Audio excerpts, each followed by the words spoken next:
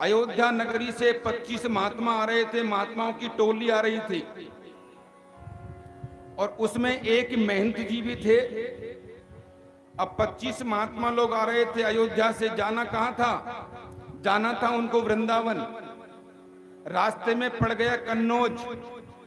अब रात्रि पहले ऐसे होता था, तीर्थ यात्रा करने जब जाते थे ना, तो जहां रास्ते में रात्रि हो जाती वहीं महात्मा लोग रुक जाते थे। अयोध्या से आए महात्मा और कन्नौज में रात्रि हो गई और रात्रि को वहां विश्राम करने रुक गए। एक महात्मा ने पूछा उस गांव में, अरे भैया, हम लोग 25 महात्मा हैं, रात्रि विश्राम करेंगे और किसी भक्त का कोई घर हो तो हमको बता दो, भोजन बनाएंगे और प्रसादी पाएंगे। अब गांव में मन चले लोग अनेक प्रकार के होते हैं ना, अच्छे भी होते हैं और बुरे भी होते हैं। किसी मन चले आदमी ने और तो किसी का नाम बताया नहीं और अजामिल का ही घर बता दिया। को देख करके आग बबूला हो जाता था, चोरी करता था। उनके लिए क्या महात्मा, क्या ब्राह्मण, क्या संत, क्या धर्म कर्म अजामिल के लिए।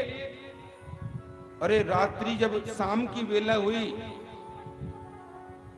तो शाम की वेला में 2500 महात्मा लोग आकर के झंडा गाड़ दिया। दूर से किसी ने कह दिया था वो भक्त का घर है, वो सामने भक्त का घर है। अब घर तो अजामिल का था ना। घर में कौन है? घर में और कोई नहीं है, घर में केवल उनकी पत्नी है ब्राह्मणी। महात्माओं ने आकर के झंडा गाड़ करके कहा कि कोई है घर में? अजामिल की पत्नी कहने लगी, बोले बाबा तुम कहां से आए हो? महात्माओं ने कहा अयोध्या से आए हैं। कहां जाओगे? वृंदावन जाएंगे। लेकिन बेटा रात्रि हो गई है, रात्रि हो गई है, रात्रि विश्राम करेंगे और विश्राम करने के बाद में सुबह चले जाएंगे। लेकिन हमको भोजन की व्यवस्था चाहिए, प्रसाद बनाएंगे और प्रसाद बना करके सुबह, रात बीतते ही सुबह अपने वृंदावन को रवाना हो जाएंगे।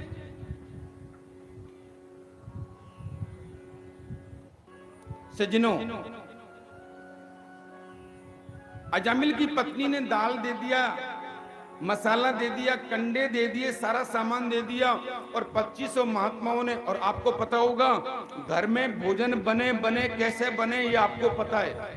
लेकिन ये महात्मा लोग जब भोजन बनाते हैं ना, अरे कोई तो सब्जी अमनिया कर रहा है, कोई दाल को सही कर रहा है, कोई आटा मल रहा है, और ऐसे नहीं करते।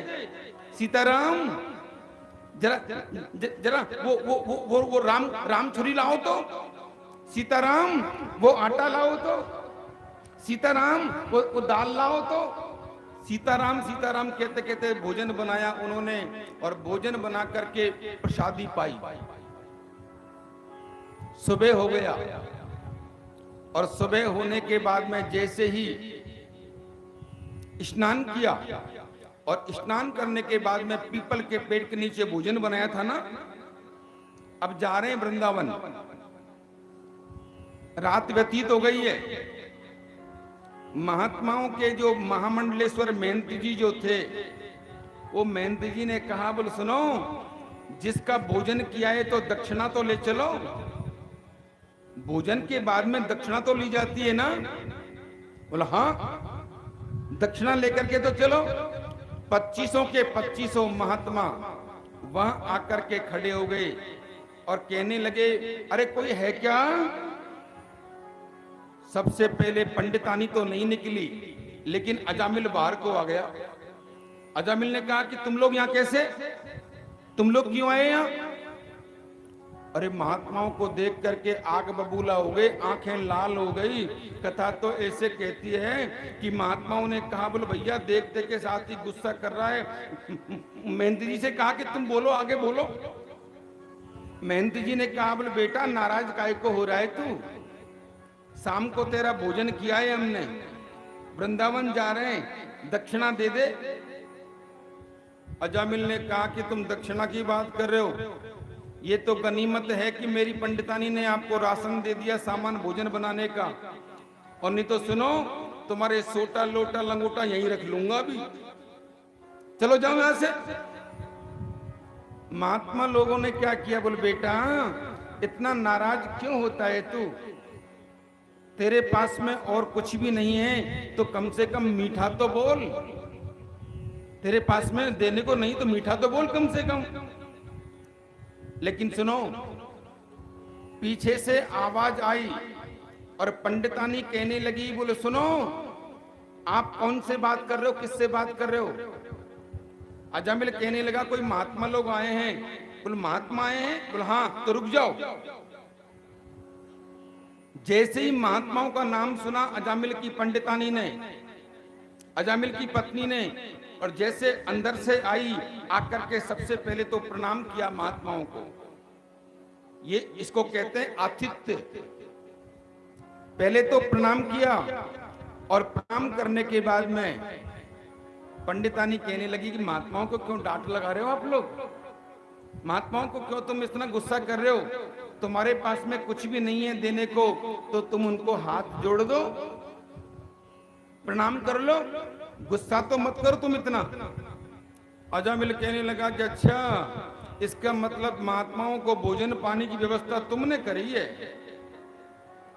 पंडितानी बोली क्या हो गया, तो वृंदावन जा रहे थे, रात्रि हो गई, मैंने भोजन की प्रसादी की व्यवस्था कर दी, तो कोई बात नहीं, क्या हो गया। महामंडलेश्वर जी ने कहा, बोले बेटा दक्षिणा तो लेकर के जाएंगे, मानेंगे नहीं, लेकिन दक्षिणा भी ऐसी लेकर के जाएंगे जो जीवन में तू याद रखेगा। महात्मा जी ने कहा इस बात के लिए, तो अजामिल कहता है दक्षिणा कौन सी चाहिए तुमको बताओ। पंडितानी ने कहा कि इनकी जो इच्छा हो वो दक्षिणा इनको दे दो, मेरी इच्छा है, जो चाहिए महात्माओं को वो दे दो आप। क्यों? क्योंकि भक्ति जो होती है, आप बुरा तो नहीं मानोगे ना, बिल्कुल भी, भक्ति जो होती है ये माताएं बहनों में होती है। घर का सारा काम, घर का सारा काम, खेती का हो चाहे घर का हो चाहे बेटों का हो चाहे और किसी चीज का हो, सब काम को भी करती हैं। काम को करने के बाद में भोजन भी बनाती हैं। भोजन करने के बाद में महाराज जी कथा में आ रहे होंगे, चलो कथा सुनेंगे। और जब शाम को 4 बजने के बाद में 5 बजने की तैयारी होती है, फिर यहाँ से आपको बिना बताए फिर घर जाती हैं, भैंस का करती हैं, घर का करती हैं, भोजन का करती हैं, और फिर शाम की टाइम में और दिया लेकर के और फिर आती हैं।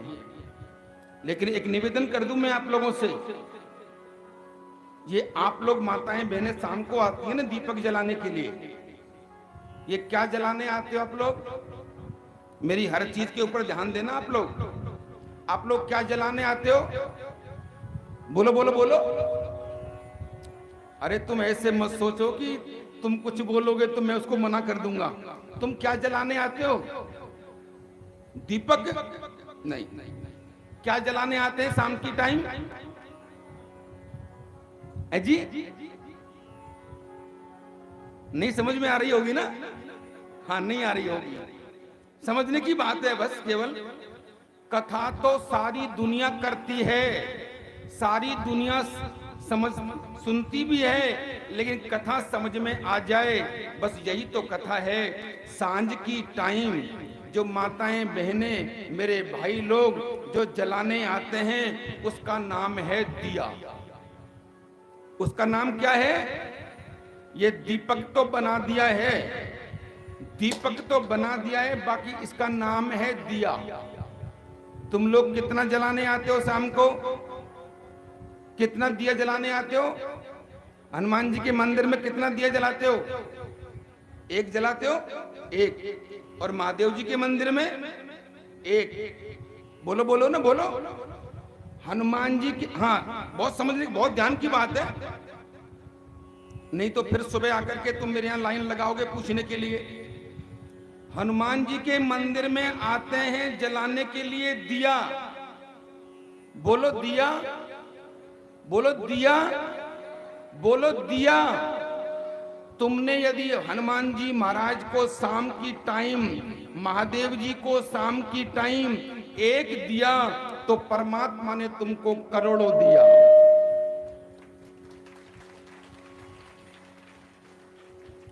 भगवान के मंदिर में आकर के तुमने शाम की टाइम एक दिया, तो मेरे गोविंद ने तुमको लाखों करोड़ों दिया। लेकिन तुमने गलती क्या कर दी? कौन जाएगा मंदिर में? ऐसी कथा भागवत तो होती रहती है। अरे चलो अपन तो टीवी खोल लो, मोबाइल खोल लो, और समझ गए?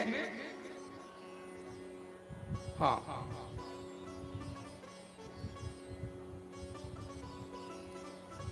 बहुत ध्यान से सुनना आप लोग। पहले ये 2 उंगली और एक ये, पहले चलता था ऐसे और अब चलता है ऐसे। समझ गए ना? भगवान के मंदिर में आप लोग एक दिया देने आओगे तो मेरे गोविंद आपको करोड़ों दिया आए, करोड़ों करोड़ों करोड़ों देंगे। लेकिन कथा तो ऐसे कहती है, अजामिल की पत्नी कहने लगी, बोल तुम इनको दे दो ना, जो मांगे वो दे दो इनको, तुम ये जो मांगते हैं वो दे दो। महात्मा लोग हैं बेचारे, भोजन किए, दक्षिणा मांग रहे हैं, तो कुछ भी इनको दे दो। महात्माओं ने कहा, बोले बेटा हमको और कुछ नहीं चाहिए, तू तो ये बता दे कि तुम्हारे बेटा बेटी कितने हैं। अजामिल की पत्नी कहने लगी, बोले बाबा बेटा तो हो गए 8, एक छोटा छोटा बेटा है, वो भी बोले 2 महीने का है।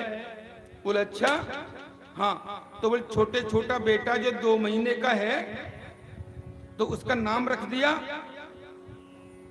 पंडित जी अजामिल बोले नाम रखने से न रखने से तुमको क्या मतलब? तुमने भोजन कर लिया, शाम को दक्षिणा जो लेनी है मांग लो और जाओ। तुम्हारे वृंदावन जाना है कि अयोध्या जाना है कि काशी जाना है, कहाँ जाना है? तुमको बेटा बेटी से क्या मतलब है? अरे महात्माओं ने कहा, नाराज काय को हो रहा है भैया, तू तो ये तो बता दे कि बेटा बेटी है कितने, और छोटे बेटे का नाम तूने रखा कि नहीं रखा? अजामिल बोला नाम तो नहीं रखा। 2500 के 2500 महात्मा लोग एक कतार लगा करके खड़े हैं और उनके सामने खड़े मेहंती जी महाराज, महामंडलेश्वर जी। कथा तो ऐसे कहती है, सब लोगों ने हाथ जोड़ करके ऐसे उसके सामने उस अजामिल से कहा, अरे पंडित जी जाति से तो ब्राह्मण हो, लेकिन महात्माओं को देख के इतना गुस्सा मत करो। तुमको यदि दक्षिणा देनी है ना, कल देखा होगा आपने, राजा बलि की पत्नी का नाम था विंध्यावली।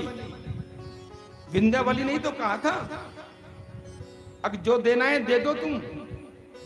यदि साधारण बालक हुआ तो 3 पैर से चौथा पैर नहीं ले सकता, और यदि अखिल लोक ब्रह्मांड नायक भगवान नारायण हुए तो दुनिया कहेगी कि ऐसा तो राजा बलि था जिसके यहाँ पर भगवान क्षीर सागर में रहने वाले भगवान त्रिलोकी के सम्राट नारायण लक्ष्मी को छोड़ करके आए और वहां पर भी आकर के भीख मांगी उन्होंने भी।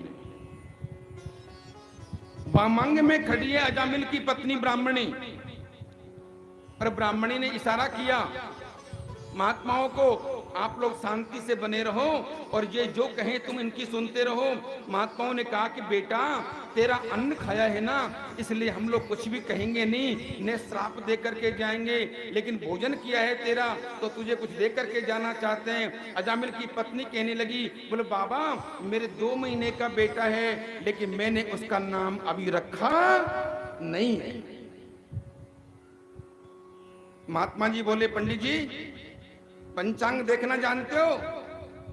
अजामिल कहता है पंचांग देखना तो नहीं जानता, चोरी करना जानता हूं। तो सुन लो, किसी पंडित जी के पास में जाने की जरूरत नहीं है, किसी ज्योतिषी के पास में जाने की जरूरत नहीं है, और तुम्हारा छोटा छोटा छोटा छोटा 9वें नंबर का जो तुम्हारा बेटा है ना 2 महीने का, उसका नाम नारायण रख लेना, यही हमारी दक्षिणा है।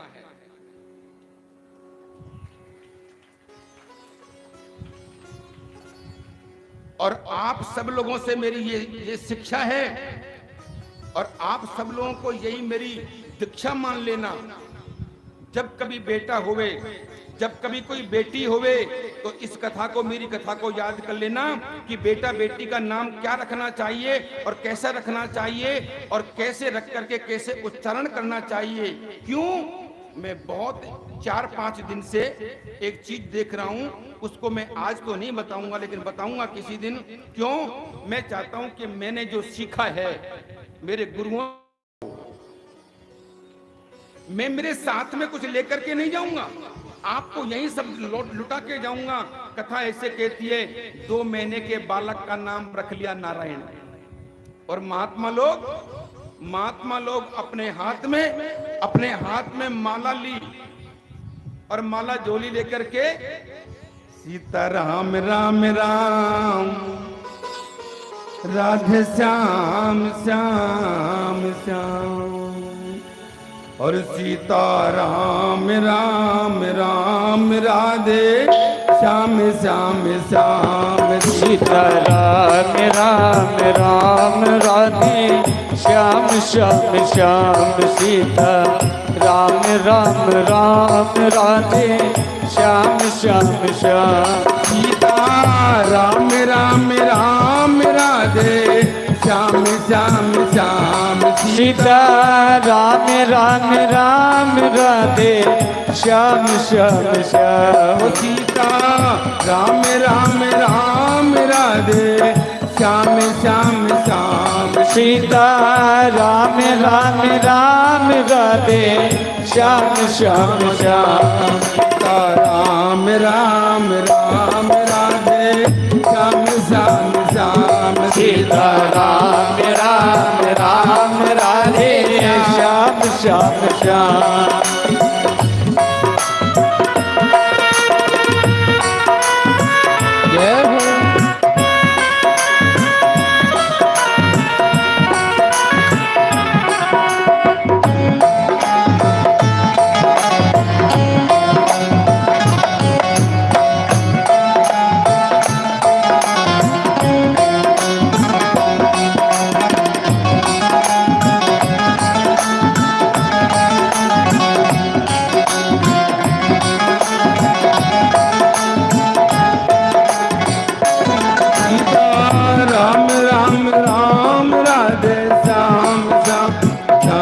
सीता राम राम राम राधे श्याम श्याम श्याम, सीता राम राम राम राधे श्याम श्याम श्याम, सीता राम राम राम राधे श्याम श्याम श्याम।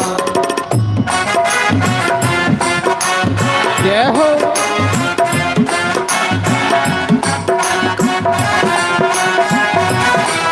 श्री राधे।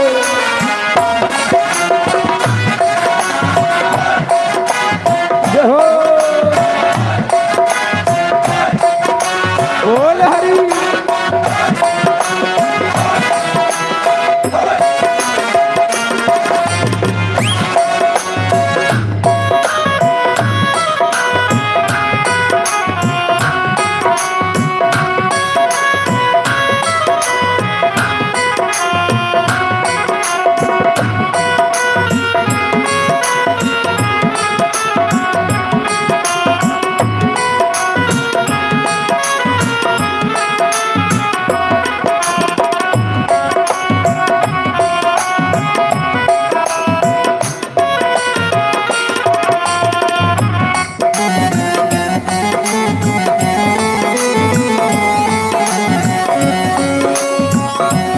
सीता राम राम राम राधे श्याम श्याम श्याम, सीता राम राम राम राधे श्याम श्याम श्याम, सीता राम राम राम राधे श्याम श्याम श्याम, सीता राम राम राम राधे श्याम श्याम श्याम, सीता राम राम राम राधे श्याम श्याम श्याम, सीता राम राम राम राधे श्याम श्याम श्याम, सीता राम राम राम राधे श्याम श्याम श्याम, सीता राम राम राम राधे श्याम श्याम श्याम, सीता राम राम राम राधे श्याम श्याम श्याम, सीता राम राम राम राधे श्याम श्याम श्याम सीता राम राम राम राधे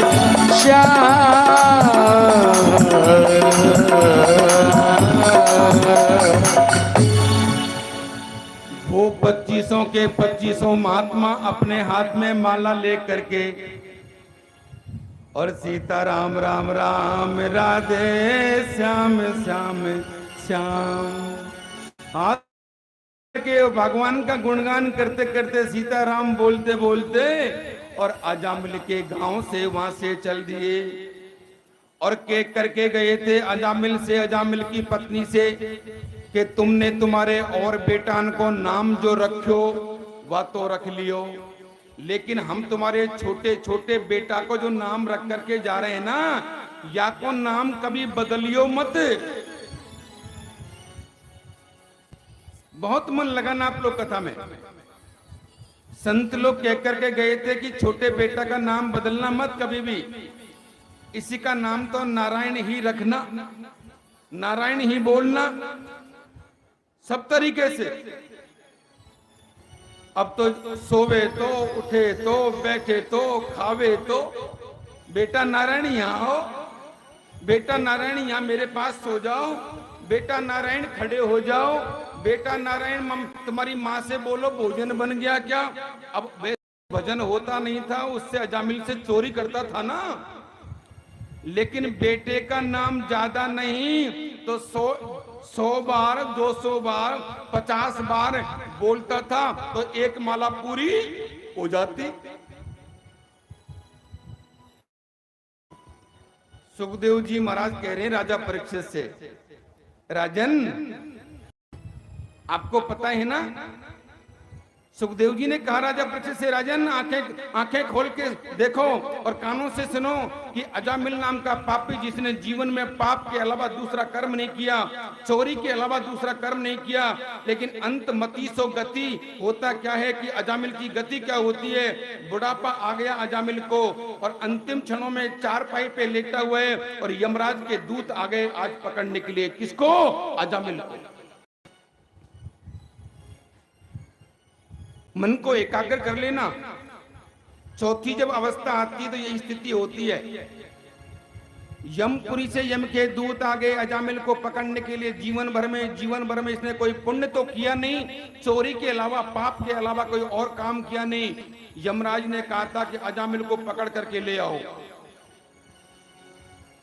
अजामिल को पकड़ करके लेने के लिए जब आए थे वो, अरे मेरे भाई बहन, जैसे अजामिल को पकड़ने की तैयारी हो रही थी, वो लंबे लंबे जिनके नाखून हैं, बड़े बड़े जिनके केस हैं और बड़े बड़े जिनके दांत हैं, ऐसे विकराल काया वाले यमपुरी से आए हुए यम के दूतों ने जैसे अजामिल को पकड़ना चाहा, लेकिन ऐसे उससे डरे वो, और डर करके और तो किसी को पुकारा नहीं, और अपने छोटे छोटे छोटे छोटे बेटा को पुकारा। किसने? अजामिल ने कि बेटा नारायण बचाओ, बेटा नारायण बचाओ। नारायण का जब नाम लिया था ना, क्षीर सागर में रहने वाले भगवान नारायण के पार्षदों ने कहा, प्रभु अंतमति सो गति, कोई तुम्हारा भक्त है तुमको याद कर रहा है, अंतिम क्षणों में तुमको याद कर रहा है। भगवान नारायण के पार्षदों ने कहा कि जाओ, जो भक्त मेरा याद कर रहा है मुझे उसकी रक्षा करो आप। अजामिल के पास में यमपुरी से यम के दूत भी आए हैं और भगवान के पार्षद भी आ गए उसको बचाने के लिए। यमपुरी के यम के दूत उसको ले जाना चाहते हैं और भगवान के जो पास आए वो उनको मना करते हैं, लेकिन भगवान का जब तो भगवान का नाम लेने मात्र से यमपुरी के जो दूत आए थे उनको जोर जोर से पिटाई करी भगवान नारायण के पार्षदों ने, और यमपुरी के दूत वहां से लौट करके चले गए। यमपुरी के दूत जब वापस चले गए, यमराज ने कहा था कि मैंने तो तुमको अजामिल को लाने के लिए कहा था, तुम वापस क्यों लौट के आ गए? अरे यमपुरी के दूतों ने कहा, यमराज के दूतों ने कहा, बोलो महाराज, बोल जैसे हम अजामिल को लाने की तैयारी कर रहे थे ना, बोले अजामिल को तो वहां पर भगवान नारायण के, भगवान विष्णु के पार्षद आए थे बचाने के लिए। बोल बोल चुप चुप चुप चुप चुप चुप चुप चुप, बोलो मत बोलो मत। यमराज ने, यमपुरी के दूतों ने यमराज से कहा, बोले आप डर गए क्या? यमराज कहने लगा, बोले सुनो अपने दूतों से, भगवान नारायण के पार्षद यदि उनको लेने आए हैं तो यमपुरी में तुम नारायण का नाम मत लो, नहीं तो मेरी यमपुरी पूरी की पूरी खाली हो जाएगी। भगवान के नाम की शक्ति देखो। यमराज भी तो डरता है। कथा कहती है कि यमपुरी में यमराज के दूतों ने भगवान श्री नारायण के पार्षदों की जब बात कही तो यमराज से यम के दूत कहते हैं, बोले प्रभु ये बताओ आप डरे क्यों? बोले सबसे बड़ा होता है भगवान नारायण का नाम। एक जीवन भर पाप किया है, लेकिन अंतिम क्षणों में यदि उसने भगवान का नाम लिया है तो उसके पाप की निवृत्ति हो गई और उसको पुण्य मिल गया। अब वो यमपुरी में आने के लायक नहीं है, अब वो भगवान नारायण के धाम में जाने के योग्य बन गया है। तो यमपुरी के यमराज के दूतों ने यमराज से कहा, बोले प्रभु ऐसे करो,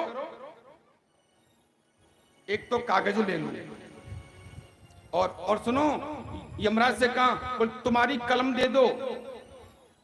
यमराज ने कहा कि मेरी कलम? बोले हाँ। बोले तुम्हारी जब कलम चलती है ना तो दुनिया की कलम फेल हो जाती है। यमराज के दूतों ने यमराज की कलम लेकर के और एक कागज लिया वहीं पर ही, और कागज लेकर के यमराज से कहा, बोले प्रभु ऐसे करो, तुम हमारे मालिक हो और हम आपके दूत हैं, तो जब कोई भी किसी को लेने के लिए जाते हैं तो तुम हमको ही भेजते हो ना? बोले हाँ। तो बोले ऐसे करो, हमको लिखा दो आप कि यमपुरी में किस किस को लाना है और किस किस को नहीं लाना है। तो यमराज ने कहा कि तुम नीचे बैठ जाओ। यमपुरी के दूत ऐसे बैठ गए और ऐसे बैठ करके यमराज की तो कलम ले ली और एक छोटा सा कागज ले लिया और बोलते चले जाओ, लिखते चले जाएंगे। यमराज कह रहा है नंबर 1 कि जो भगवान का नाम नहीं लेता है ना, बिल्कुल कतई भी, आपकी भाषा बोल रहा हूं, अपनी भाषा बोल रहा हूं, कतई भी नाम नहीं लेता है उसको यमपुरी ले आना। नंबर 2 कि जो कथा में आ जाते हैं और आकर के हल्ला करते हैं उनको यमपुरी सीधे ले आना। ध्यान रखना तुम लोग। हाँ, अब मेरे को याद आ गई, मैं क्या करूं, कलम तो यमराज की है ना भाई। हाँ, सही चल रहा है ना मामला? सही। नंबर 3, हाँ नंबर 3, बोले 1 नंबर 2 नंबर 3 नंबर। बोले महाराज ये 3 नंबर पे आप ये बताओ कि ये कथा में आ तो जाते हैं लोग, क्यों काम घर पे काम करना पड़ेगा, तो घर पे क्या आते हैं, कथा में जा रहे हैं और किसी की दीवार का सहारा लगा करके, खंबे का सहारा लगा करके और कथा में आकर के सो जाते हैं, उनको लाएं कि नहीं लाएं?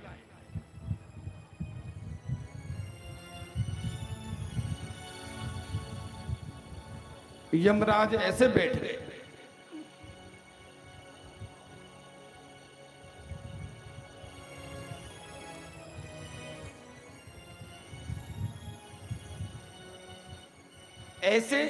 ऐसे बैठने का मतलब समझ गए ना कि चिंता में पड़ गए यमराज। यम के दूतों ने कहा कि नंबर 3 नंबर जो हमने आपकी कलम आपकी यमराज की और कागजी भी यमपुरी का 3 नंबर पे कहा है कि कथा में आ तो जाते हैं, कथा में आने के बाद में किसी का सहारा लिया और आकर के और सो जाते हैं, और सोने के बाद में आरती की जब जय बोलती है कृष्ण कन्हैया लाल की, बोले कथा कैसी हुई, बोले वो तो पता नहीं, लेकिन लाओ प्रसाद। भाई प्रसाद तो बहुत बढ़िया बने हुए। और जब वो घर जाते हैं, जब पूछते हैं घर वाले, परिवार वाले, गांव वाले, कुटुंब वाले, कथा कैसी भाई, ये तो पता होना है, प्रसाद बहुत बढ़िया है। यमराज के दूतों ने यमराज से सारी बात लिखवा ली और लिखवा करके और अपने पास में ऐसे करके ऐसे करके ऐसे करके और अपने पास में रख ली। बोले सज्जनों, भगवान की कथा में जो आकर के हल्ला करेंगे उनको लेकर के आएंगे, कीर्तन कथा होती है नहीं आते हैं उनको लेकर के आएंगे, लेकिन कथा में आकर के सो जाते हैं और किसी का सहारा लेकर के बैठ जाते हैं, उनको लायक नहीं लाए। ऐसे चिंतित हो गए थे यमराज और चिंता करते करते हाथ को ऐसे हटा लिया और यमराज ने यम के दूतों से कहा कि नंबर 3 कथा में आकर के सो जाते हैं, उनको भी तुम बिल्कुल भी मत लाना।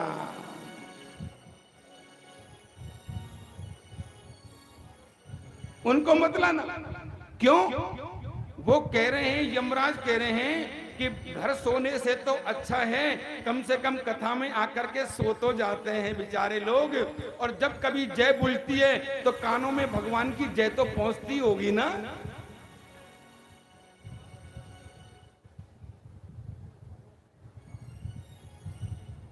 कम से कम भगवान की जय तो पहुंचती होगी ना। इसलिए अब आपको परमिशन तो मिली गई व्यासपीठ से,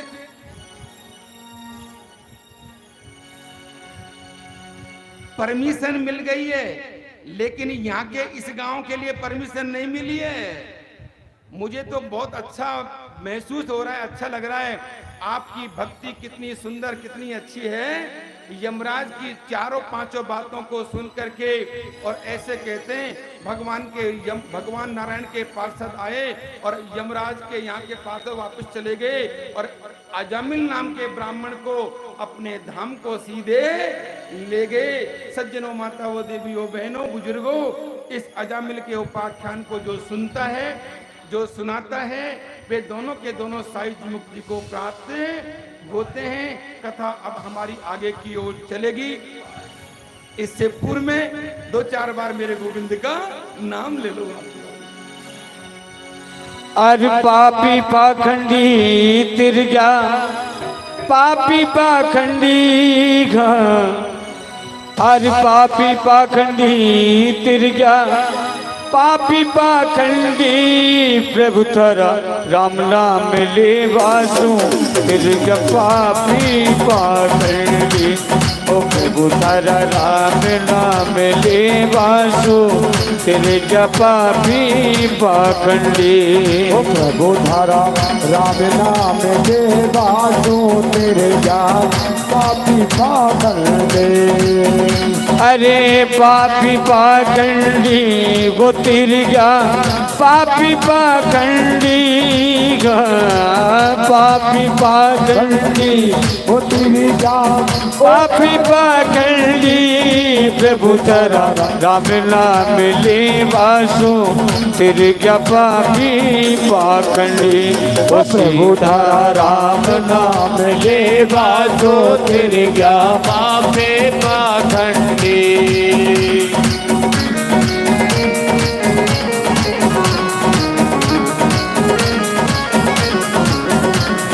जय हो।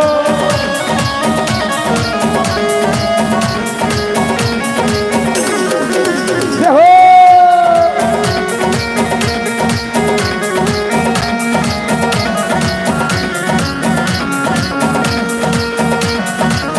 जो कोई सुमिरन करे प्रभु को खोले जीव की कुंडी, जो कोई सुमिरन करे प्रभु को खुले जीव की कुंडी, जो कोई सुमिरन करे प्रभु को खोले जीव की कुंडी, जो कोई भजन करे प्रभु को खुले जीव की कुंडी।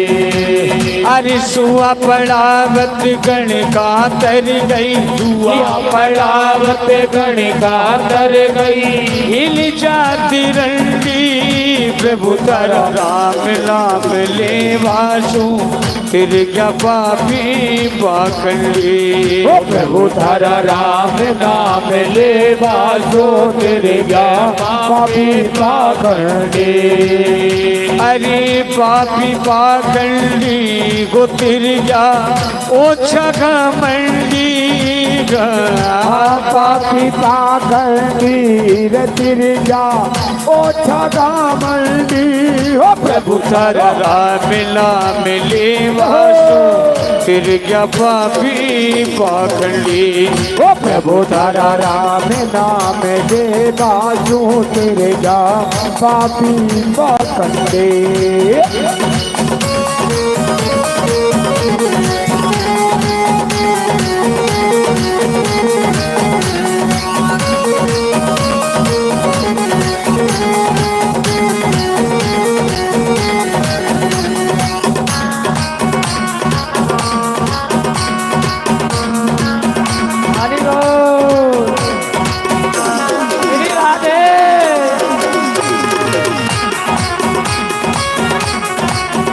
सभी ताली बजाते हुए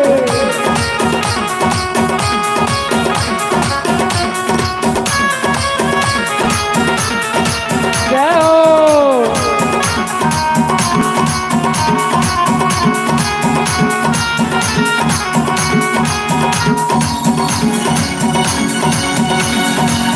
नरसिंह जी की हंसी उड़ाई दुनिया सारी गुंडी नरसिंह जी की हंसी उड़ाई दुनिया सारी गुंडे नरसिंह जी की हंसी उड़ाई दुनिया सारी गुंडी अरे नरसिंह जी की हंसी उड़ाई दुनिया सारी गुंडे अरे शामल से बड़ो गिरधारी शामल से बड़ो गिरधारी आई चुकारी हुंडी प्रभु तरा राम नाम ले वासु फिर क्या पापी पाखंडी ओ प्रभु तारा राम नाम दे बासो तेरे जा पापी पाखंडे अरे पापी पाखंडी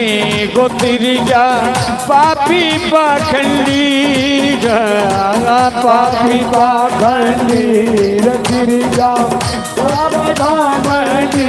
ओ प्रभु तारा राम नाम ले वासु फिर क्या पापी पाखंडी ओ प्रभु तारा राम नाम ले वासो तेरे जा पापी पाखंडे हरि बोल।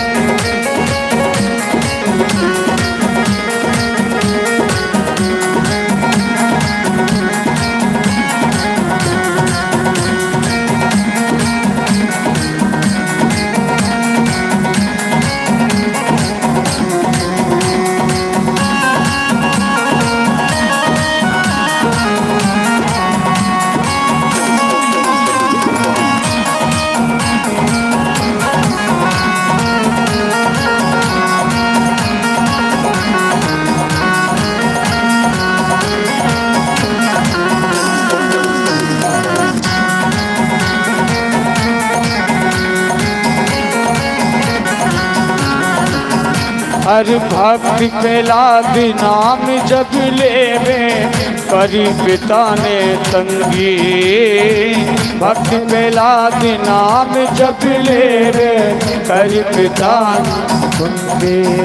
हरे भक्त प्रहलाद नाम जब लेवे करी पिता ने तंगी भक्त प्रहलाद नाम जब लेवे करी पिता ने तंगी ले अग्नि में भुआ जी बैठी ले अग्नि में भुआ जी बैठी अग्नि करी गई ठंडी प्रभु तरा नाम नाम ले वासु फिर क्या पापी पाखंडी ओ प्रभु तारा राम नाम ले वासु तेरे गा पापी पाखंडे आ पुत्र नाम से तरो अजा मिल जाकी आदत गंदी हरि पुत्र नाम के तेरो आजा मिले जाकी आदत गंदी।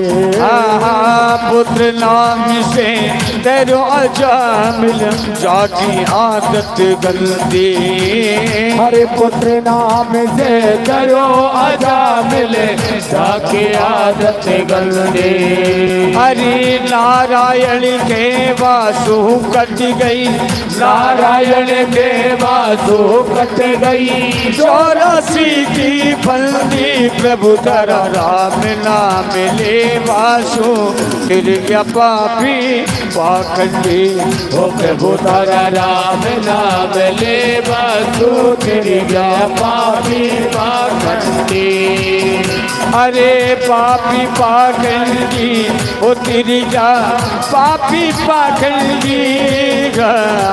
पापी पाखंडी हो तेरी जा पापी पाखंडी। प्रभु तेरा राम नाम ले वासु तेरे जहाँ पापी पाखंडी। ओ प्रभु तेरा राम नाम ले वासु तेरे जा पापी पाखंडी। ओ प्रभु तेरा राम नाम ले वासु तेरे जा पापी पाखंडी।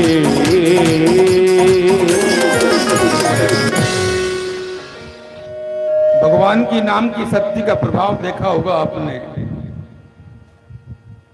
भगवान की नाम की शक्ति का प्रभाव देखा है।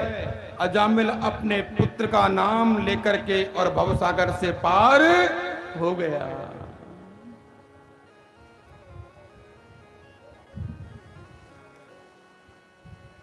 शर्म लगती है जय बोलने में, शर्म लगती है नाचने में।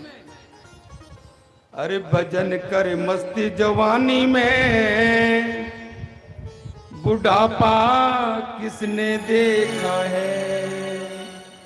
सजनों, शर्म लगनी चाहिए बुरे काम में, शर्म लगनी चाहिए और किसी काम में, लेकिन भगवान के नाम की जब बात आ जाए तो अपनी लज्जा का भी ध्यान नहीं रखना चाहिए। तुम्हारी तो चले चले क्या चले।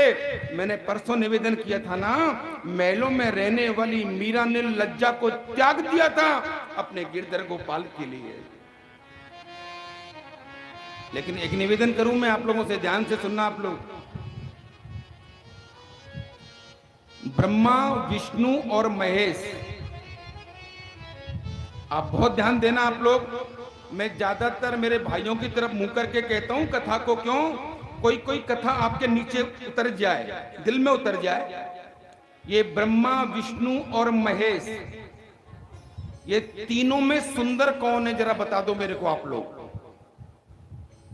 नई चीज निकाल करके लेके आया हूं और नई चीज निकाल के देके जाऊंगा आप लोगों को। ब्रह्मा, विष्णु और महेश। महेश का मतलब है भोले बाबा। अब भोले बाबा शमशान में रहते हैं, सांप माला बिच्छू इनका श्रृंगार है। भगवान नारायण क्षीर सागर में रहते हैं लक्ष्मी के साथ में, जिनके अनेकों अनेकों अनेकों जिनके पार्षद हैं, बड़े बड़े सुख सुविधाएं हैं। और ब्रह्मा जी ब्रह्मलोक में रहते हैं, सृष्टि का पालन, सृष्टि का विस्तार करते हैं। अब मेरे को इतनी सी बात बतानी है कि तीनों में सुंदर कौन है।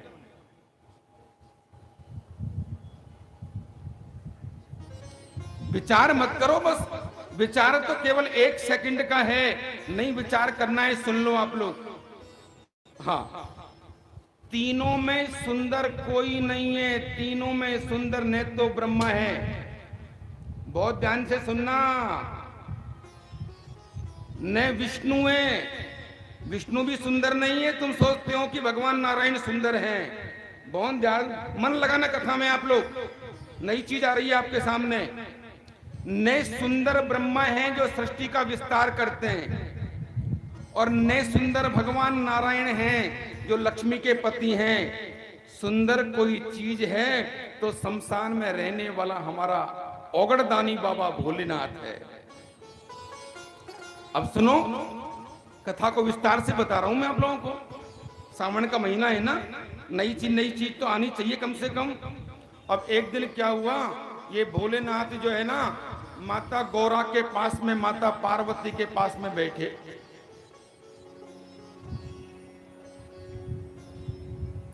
माता पार्वती के पास में बैठे लक्ष्मी आ गई। लक्ष्मी कब आई? जब लक्ष्मी ने वर्ण कर लिया था भगवान नारायण का। लक्ष्मी समुद्र का मंथन करने से निकली थी ना, और भगवान नारायण को पति बना लिया। पति बनाने के बाद में भोलेनाथ के पास में आई है लक्ष्मी महारानी, और लक्ष्मी महारानी कहने लगी भोले बाबा से, बोल मैं तो आपको पति बनाना चाहती हूँ, तुमसे सुंदर मेरे को विष्णु भगवान भी नहीं लगते। भगवान भोलेनाथ ने कहा कि तुम कैसी बात कर रही हो लक्ष्मी? अरे तुम्हारे पति तो नारायण हैं, क्षीर सागर में रहने वाले, मैं तो शमशान में रहता हूँ, और मेरी तो पहले से ही ऑलरेडी शादी हो गई है पार्वती के संग में। पार्वती मंदिर में ऐसे हाथ जोड़ करके बैठी है, तू कहां से आ गई? चल चल चल चल यहाँ चल, झगड़ा करवाएगी है? और एक बार झगड़ा हो गया तो दिक्कत हो जाएगी, तू यहाँ से रवाना हो। लक्ष्मी बोली बिल्कुल नहीं जाऊंगी।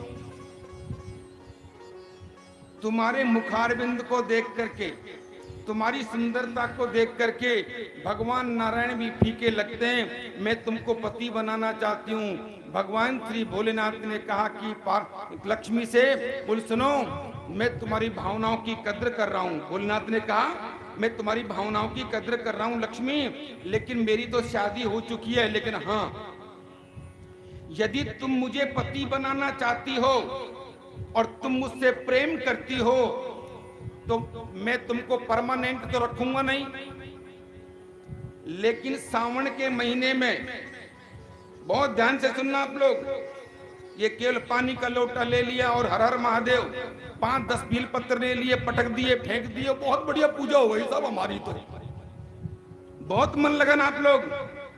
भगवान भोलेनाथ, भगवान शंकर ने कहा लक्ष्मी से, लक्ष्मी तू मुझे पति बनाना चाहती है और संसार में सब दुनिया से ज्यादा अच्छा तू लगती है। क्यों? तेरी वजह से सारे भाई, परिवार, कुटुंब, नाते, रिश्ते सब दूर हो जाते हैं। लक्ष्मी की वजह से होते हैं सारे रिश्ते नाते दूर।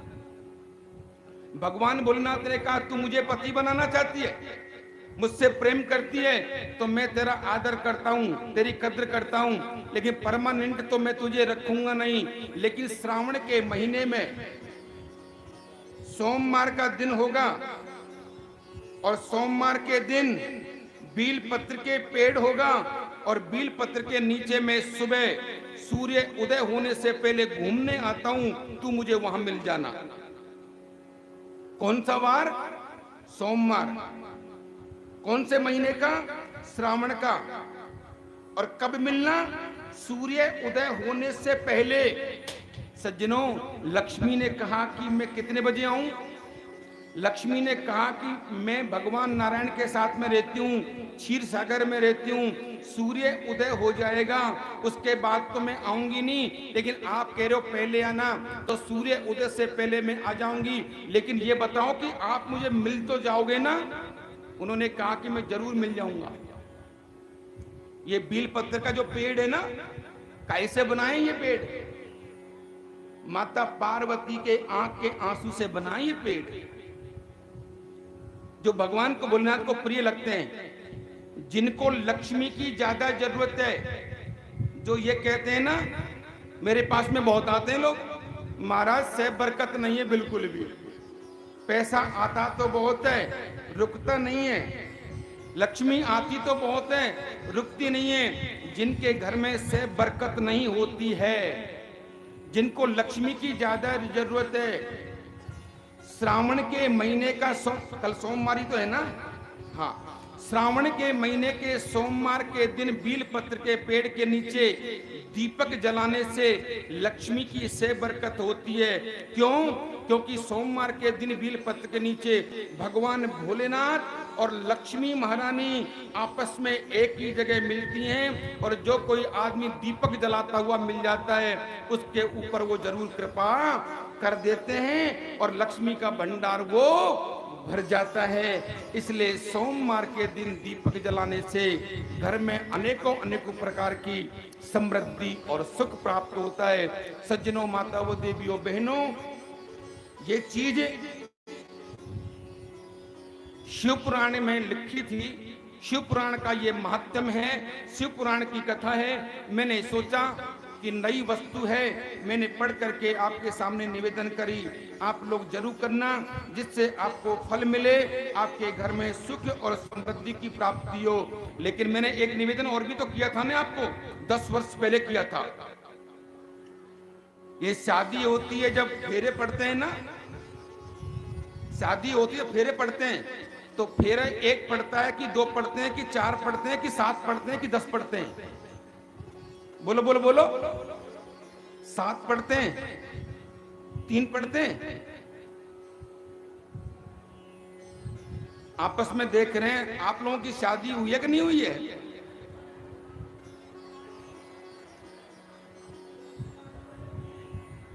तीन पढ़ते हैं, 3.5। तुम्हारी भी नहीं हुई, समझ लो बस।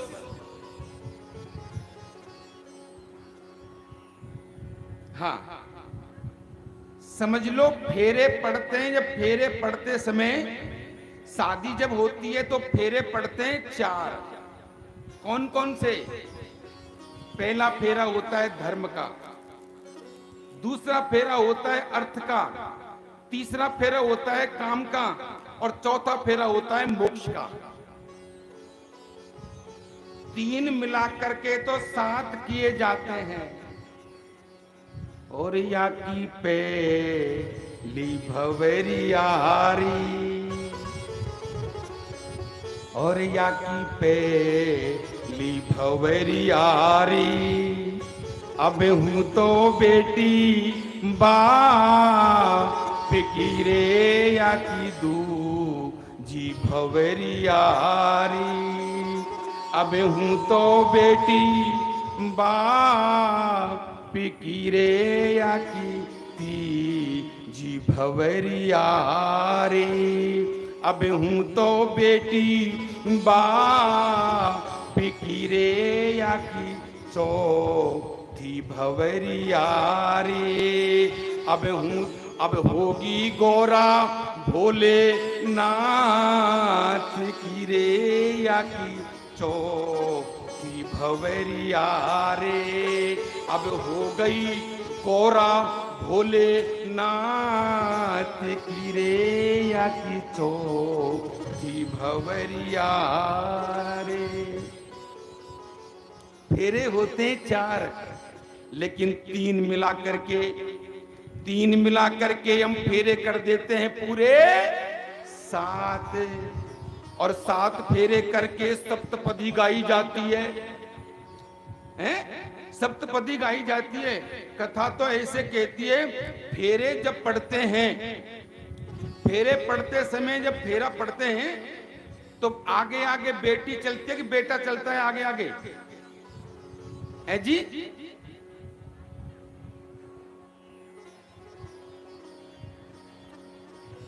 मेरे भाई लोग तो आपस में देख रहे हैं,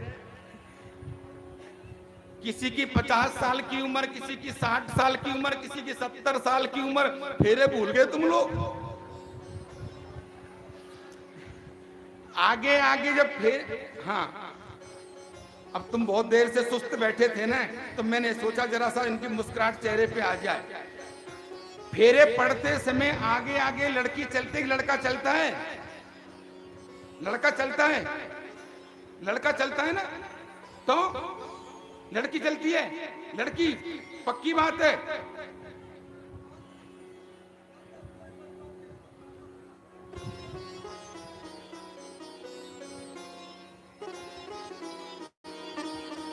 समझ गए? हाँ, समझ लो आप लोग। आगे आगे गंथी बंधन किया, दूसरा विवाह किया था भगवान नारायण ने लक्ष्मी महारानी के साथ में, लेकिन फेरे नहीं पड़े थे, केवल माला लेकर के निकली थी और माला पहना दी और गरुड़ पे बैठा के सीधे वैकुंठ ले गए। तो फेरे किसके संग में पड़े? बात समझने की है ना। फेरे किसके संग में पड़े? अरे सज्जनों, माताओं, देवियों, बहनों, फेरे पड़े भक्ति महारानी के संग में। लक्ष्मी के साथ में यदि फेरे पड़ते तो भगवान आगे आगे चलते, लक्ष्मी पीछे पीछे चलती। पृथ्वी महारानी के साथ में फेरे पड़ते तो भगवान नारायण आगे आगे चलते और पृथ्वी पीछे पीछे चलती। लेकिन यहाँ पर भक्ति महारानी के साथ में फेरे पड़े। भक्ति ने कहा था भगवान नारायण से, तुमने दो के साथ में धोखा किया है, फेरे नहीं पड़े तुम्हारे, इसलिए पहले पड़ेंगे फेरे। तो भक्ति महारानी ने ग्रंथि बंधन किया, समझ गए ना, ग्रंथि बंधन करके और ऐसे गांठ लगा दी और गांठ लगा करके ब्रह्मा जी को बुलाया। ब्रह्मा जी को बुला करके फेरे पड़ने लगे तो आगे आगे भक्ति महारानी और पीछे पीछे वो घसीटू राम घिसट रहे। 3 फेरे पड़ गए, 4 फेरे पड़ गए। ब्रह्मा जी ने कहा कि ऐसे करो, ये पर्वत के लिए एक पत्थर मंगवाया है, गंगा जी साक्षी, ध्रुव जी को साक्षी कर लो, जरा आगे पीछे हो जाओ। तो भक्ति ने कहा होते जरा रुक जाओ, और भक्ति महारानी उसको पल्लू को लेकर के दौड़ पड़ी और उस में लौट करके आई नहीं। 4 फेरे के 4 ही रह गए, 7 पूरे हुए ही नहीं। अब समझने की बात कौन सी है? समझने की बात तो यह है कि जिनके पास में लाखों करोड़ों रुपया हो, उनके ऊपर भगवान की कृपा हो भी सकती है और नहीं भी हो सकती है। जिनके पास में 500 एकड़ जमीन हो, 100 बीघा जमीन हो, भगवान की कृपा उनके ऊपर हो भी सकती है और नहीं भी हो सकती है। लेकिन जिनके ऊपर भक्ति महारानी की कृपा है, जो लोग भजन करते हैं, उनके घर में तो भगवान नारायण को आना ही पड़ेगा। क्यों? क्योंकि भक्ति महारानी ने वो गांठ अभी तक खुली नहीं और वो पीछे पीछे भगवान नारायण आ ही रहे हैं। इसलिए 4 फेरे होते हैं, पहला धर्म का, अर्थ का, काम का और मोक्ष का। ये भक्ति की बात आ रही है ना। भक्ति करनी चाहिए, भजन करना चाहिए, भजन खूब करना चाहिए। हाँ, आइए कथा हमारी आगे की ओर बढ़ रही है। कथा कहती है कि अष्टम स्कंद में एक कथा आती है। एक गज है, एक त्रकूट नाम के पर्वत पे रहता है और त्रकूट नाम के पर्वत पर उसके 1000 पत्नियां हैं और 10,000 उसके पुत्र हैं। लेकिन उन्मत्त होकर के एक दिन उस गज ने विचार किया, बहुत समय हो गया, आज स्नान करने के लिए सरोवर में चलना चाहिए। वो गज अपनी पत्नियों को लेकर के, अपने पुत्रों को लेकर के और आज उस सरोवर में स्नान करने के लिए जब गया, बहुत समय तक स्नान करता रहा।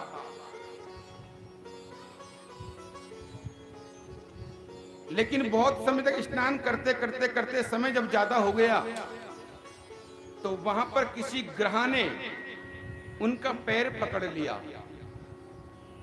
पैर जब पकड़ लिया उस गज का, तो पैर पकड़ने के बाद में शुभ ने पैर छुड़ाने की कोशिश करी, लेकिन खुद से भी जब पैर उनका नहीं छूटा तो उनकी पत्नियों ने कहा, आपको कोई परेशानी है ना? बोला हाँ। कौन सी परेशानी? कि मेरा किसी ने पैर पकड़ लिया है। उनकी 1000 पत्नियों ने सूंड से सूंड मिलाई और सूंड से सूंड मिला करके और अपने पति की रक्षा करने के लिए तैयार हुई, लेकिन फिर भी उनकी रक्षा नहीं कर पाई। तो कथा ऐसे कहती है कि उनकी पत्नियां उनको छोड़ करके जाने लगी। 10,000 उनके पुत्र हैं।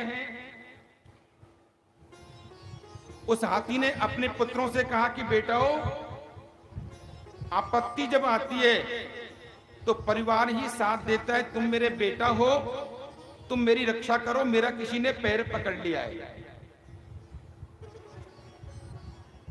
पुत्रों ने कहा कि पुत्र कितने हैं? 10,000 बेटा हैं उनके। 1000 उनकी पत्नियां हैं। 10,000 बेटों ने सूंड से सूंड लगाई और लगा करके अपने पिता की रक्षा करना चाहा उन्होंने, लेकिन उसके बावजूद भी और अपने पिता की रक्षा वो नहीं कर पाए। पत्नियों ने सोचा कि आप बाहर नहीं निकलोगे तो हमको तो घर का और भी तो काम है, हम घर का और भी काम संभालेंगी, और छोड़ करके चली जा रही हैं। गज ने कहा कि तुम तो मेरी पत्नियां हो, मुझे छोड़ के क्यों जा रही हो? बोल तुम तो निकल ही नहीं रहे, तुम्हारा तो किसी ने पैर पकड़ लिया है, अब तुम निकलोगे नहीं तो क्या हम घर का और भी तो काम संभालेंगी ना, इसलिए जा रही हैं। पुत्रों ने भी उनकी रक्षा करी, और जब उनकी रक्षा नहीं हो पाई तो पुत्र भी जाने लगे छोड़ करके। वो अकेला बेचारा जो हाथी था, गज था ना, आज उस सरोवर में, और वो सबकी तरफ देख करके और असहाय होकर के और भगवान को पुकारने लगा, हे प्रभु, मैं तो सोचता था कि मेरी 1000 पत्नियां हैं, मेरे 10,000 पुत्र हैं, लेकिन ये मेरी रक्षा करेंगे, लेकिन न तो बेटा काम आया, न मेरी पत्नियां काम आई, न मेरा कोई कुटुंब वाला काम आया। हे गोविंद, अब तुम ही रक्षा करो, अब तुम्हारे अलावा दुनिया में मेरा कोई और दूसरा है ही नहीं। ओम नमो भगवते तस्मै यत् एतच्चिदात्मकम् पुरुषाय आदि धियाय पुरेशाय धीमहि। ओम नमो, मैंने पहले दिन ही तो निवेदन किया था ना, किसी भी चीज की स्तुति जब गाई जाती है तो ओम पहले लगाते हैं, और भगवते कहकर के उन्होंने पुकारा। लेकिन मैं आपसे एक निवेदन करूं, ये भगवान का जो भजन करना चाहिए, ये भगवान का भजन जवानी में होता है कि बुढ़ापे में होता है? बोलो बोलो। बुढ़ापे में तो भजन होएगा नहीं, बुढ़ापे में तो भजन नहीं होगा ना, भजन तो जवानी में होता है। किस किसने किया भजन, किस किसने किया जवानी में भजन? बोले ध्रुव जी महाराज ने किया, ध्रुव जी ने किया था, प्रहलाद ने किया था, मीरा ने किया था, सबने किया। भगवान का भजन हमेशा जवानी में होता है, जवानी में भगवान का भजन करना चाहिए। आइए मेरे गोविंद का नाम गुनगुनाइए आप लोग। और न राम नाम लीनो,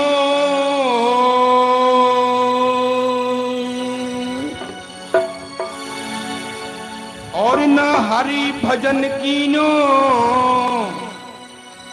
और तूने तेरी भरी जवानी में, और तू डूब के मर जा रे चुल्लू भर पानी में। वो तो डूब के मर जा रे चिल्लू भर पानी में, वो तो डूब के मर जा रे चिल्लू भर पानी में। ना राम नाम लीनो, ना राम नाम लीनो, ना हरि को भजन कीनो, ना हरि को भजन कीनो, दिन भरी जवानी में तू डूब के मर जा रे चिल्लू भर पानी में। वो तू डूब के मर जा रे चिल्लू भर पानी में।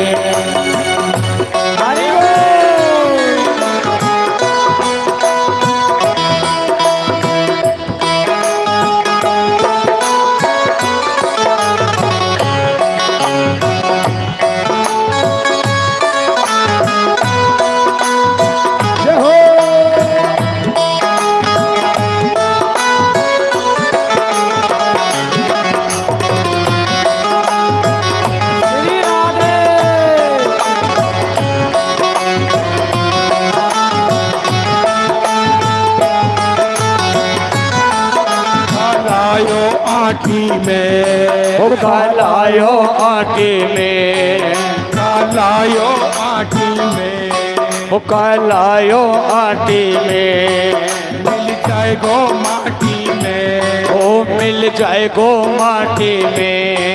एक दिन काया तेरी कस जाएगी काठी में, एक दिन काया तेरे कस जाएगी काठी में। एक दिन काया तेरी हरि बोल। कस जाएगी काठी में, एक दिन काया तेरी कस जाएगी काठी में। पानी को बबूला है, पानी को बबूला है, पानी को बुलबुला है, पानी को बुलबुला है, मिल जाएगा पानी में। हरि बोल। डूब तू डूब, तू डूब के मर जा रे टुल्लू भर पानी में, तो डूब के मर जा रे पिल्लू भर पानी में।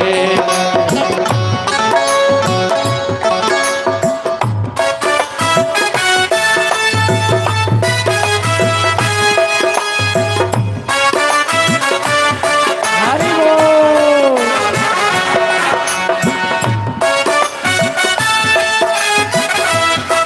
खाली हो जा करके।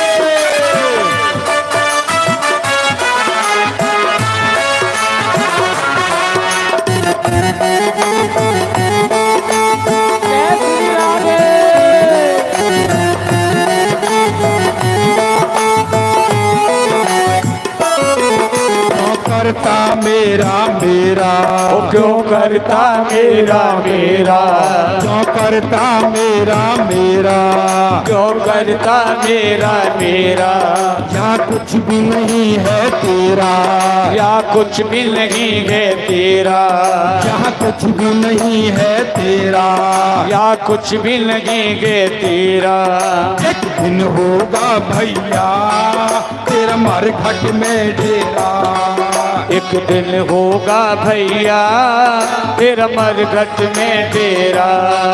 कछु कमाए के ले जा रे, कछु कमाए के ले जा रे, कछु कमाए नहीं पायो, कछु कमा नहीं पायो, ऐसी जिंदगानी में।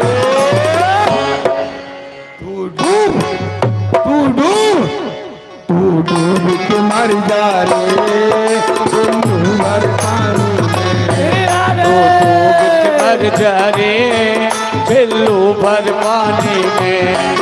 तो डूब के मर जा रे पिल्लू भर पानी में। ला राम नाम लीलो, हरे नाम लीलो, ना राम नाम लीलो, ना हरि को भजन कीलो। तुल भरी जवानी में तो डूब के मर जा रे चिल्लू भर पानी में। तो डूब के मर जा रे ओ चिल्लू भर पानी में।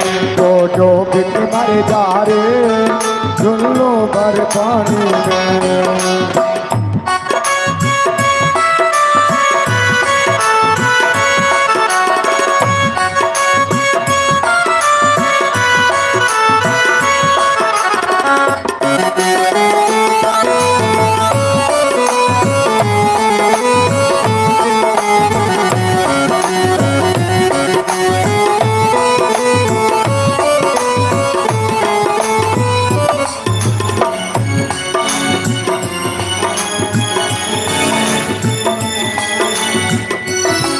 अरे सच्ची भक्ति रे, कर सच्ची भक्ति है, कर सच्ची भक्ति रे, ओ कर सच्ची भक्ति रे।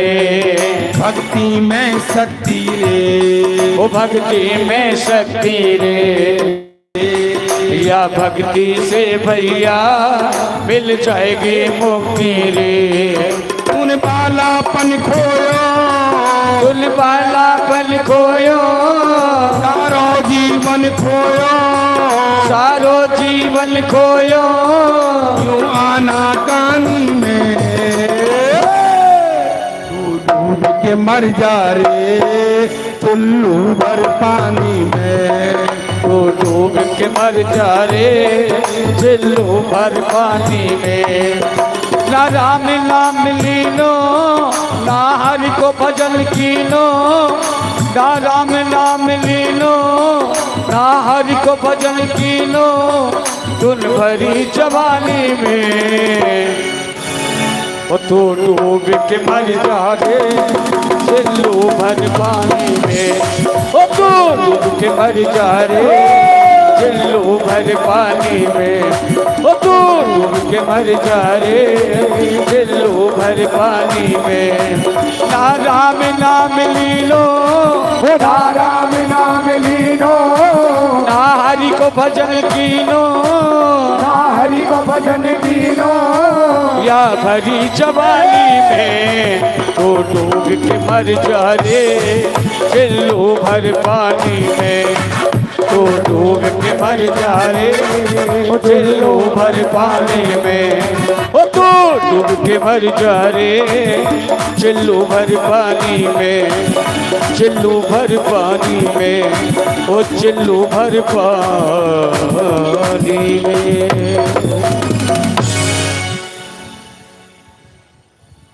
तूने बालापन खोयो, बहुत ध्यान देना आप लोग, तूने बालापन खोयो और सारो जीवन खोयो, और भैंसन की सानी में,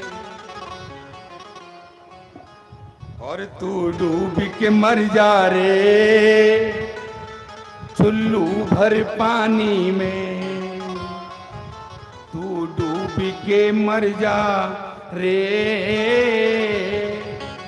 तेरी भरी जवानी में। सज्जनों, भगवान का नाम, मेरे गोविंद का नाम, मेरे गोविंद का नाम जैसे ध्रुव जी महाराज ने लिया था, जैसे प्रहलाद जी ने लिया था, ऐसे गोविंद का नाम लेने से अपने जीवन का उद्धार होता है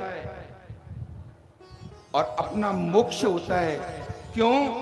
शरीर का कभी कोई पता नहीं चलता कि कब क्या हो जाए, इसलिए जो क्षण निकलता है उस क्षण का इंतजार नहीं करना चाहिए और हर श्वास के साथ में अब भगवान का नाम लेना चाहिए। क्यों?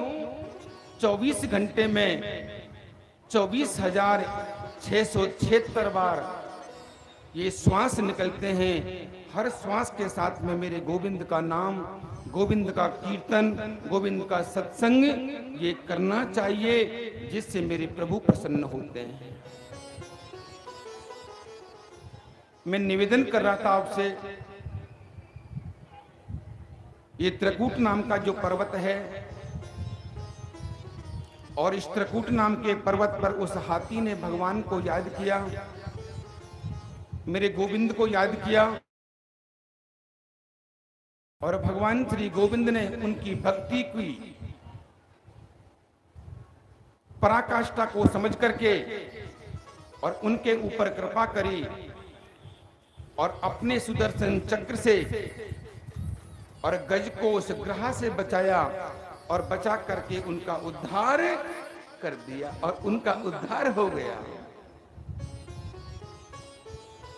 कथा चल रही थी हमारी कि ये लक्ष्मी महारानी कहां से आई। कथा कहती है कि कश्यप जी महाराज की दो पत्नी हैं, एक का नाम है दिति और एक का नाम है अदिति महारानी।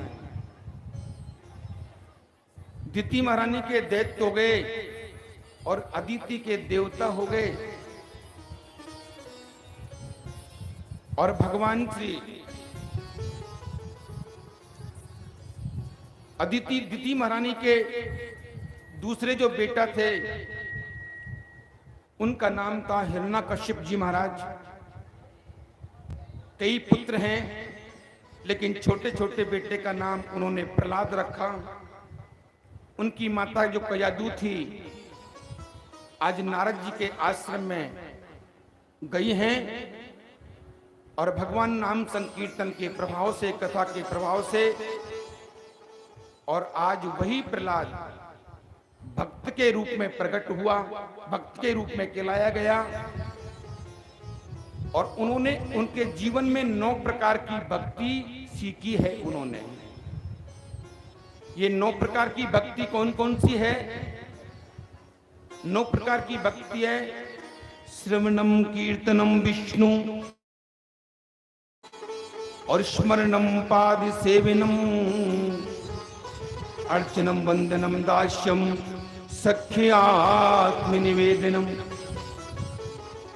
9 प्रकार की भक्ति को सीखा और 9 प्रकार की भक्ति को उन्होंने अपने जीवन में उतारा और भक्ति के ही प्रभाव से उनके पिता ने बहुत कष्ट दिया उनको, यहां तक कि उनकी जो बुआ जी थी होलिका महारानी, उन्होंने भी जलाने का प्रयास किया, लेकिन भगवान के नाम का प्रभाव उनकी बुआ होलिका भी जल करके राख हो गई। और भगवान के कृपा से प्रहलाद के लिए खंबे में से प्रकट होकर के भगवान नरसिंह ने और अपने भक्त प्रहलाद की रक्षा करी। ऐसे भक्त प्रहलाद को हम अपना नमन करते हुए नरसिंह भगवान की जय हो। सज्जनों, आगे चल करके कथा कहती है कि एक महात्मा है। महात्मा का नाम क्या है? बोले महात्मा का नाम है दुर्वासा ऋषि। आप लोग बहुत शांति बनाए रखें। महात्मा का नाम है दुर्वासा ऋषि। एक दिन दुर्वासा ऋषि वैकुंठ में गए भगवान नारायण के पास। भगवान नारायण के पास वैकुंठ में गए, लक्ष्मी के पास में रहते हैं भगवान नारायण। दुर्वासा ऋषि कितने दिनों तक रहे नारायण के पास? 15 दिन तक। 15 दिन तक वैकुंठ में रहे वो। जब वो आने लगे दुर्वासा ऋषि, तो उनको दक्षिणा के रूप में भगवान ने अपनी वैजयंती माला उतार करके और दुर्वासा ऋषि को उन्होंने भेंट कर दी। किन्होंने कर दी? भगवान नारायण ने। महात्मा दुर्वासा से नारायण भगवान विष्णु ने कहा कि ये माला ले जाओ, ये प्रसादी माला है, लाओ। संत दुर्वासा उस माला को लेकर के आए वैकुंठ से। वैकुंठ से लेकर के आए थे तो रास्ते में कौन सी जगह पड़ी? रास्ते में जगह पड़ गई इंद्र महाराज की। इंद्र महाराज की जगह पड़ी, इंद्र मिल गए। अब इंद्र ने देखा कि दुर्वासा ऋषि के पास में माला है, एक माला बहुत अच्छी है, लेकिन मैं दुर्वासा ऋषि से इस माला को लेना चाहता हूं, लेकिन मैं माला को इनसे लूं कैसे? क्योंकि दुर्वासा ऋषि के तो जो क्रोध जो है ना, गुस्सा, वो नाक पे रहता है। यदि मैंने जबरदस्ती से इस माला को मांग लिया तो मुझे श्राप दे देंगे दुर्वासा ऋषि। लेकिन माला को लेने के लिए मैं करूं क्या?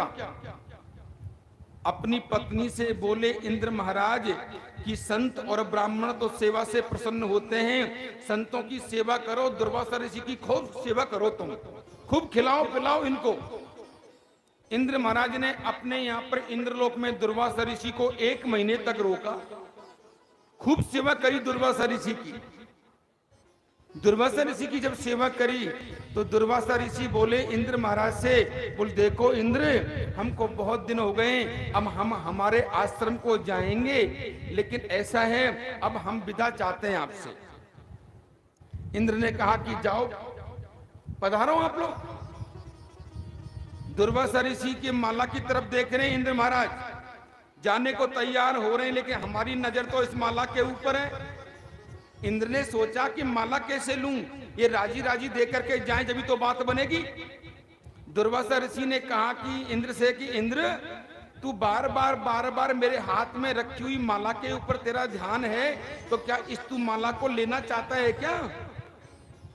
इंद्र ने अपने पत्नी के साथ में खड़े हुए दुर्वासा ऋषि से कहा, महात्मा इंद्र से, महात्मा दुर्वासा से कि बोले दुर्वासा ऋषि महात्मा से कहा कि सुनो, बोल मेरी इच्छा तो यही थी रोकने की भी और सेवा करने की भी कि आपके ये हाथ में जो माला है ना ये मेरे को दे दो तो मुझे बहुत अच्छी लगेगी। ये दुर्वासा ऋषि ने कहा कि माला को दे तो दूंगा, लेकिन ये माला कोई साधारण नहीं है, ये भगवान नारायण की दी हुई प्रसादी माला है।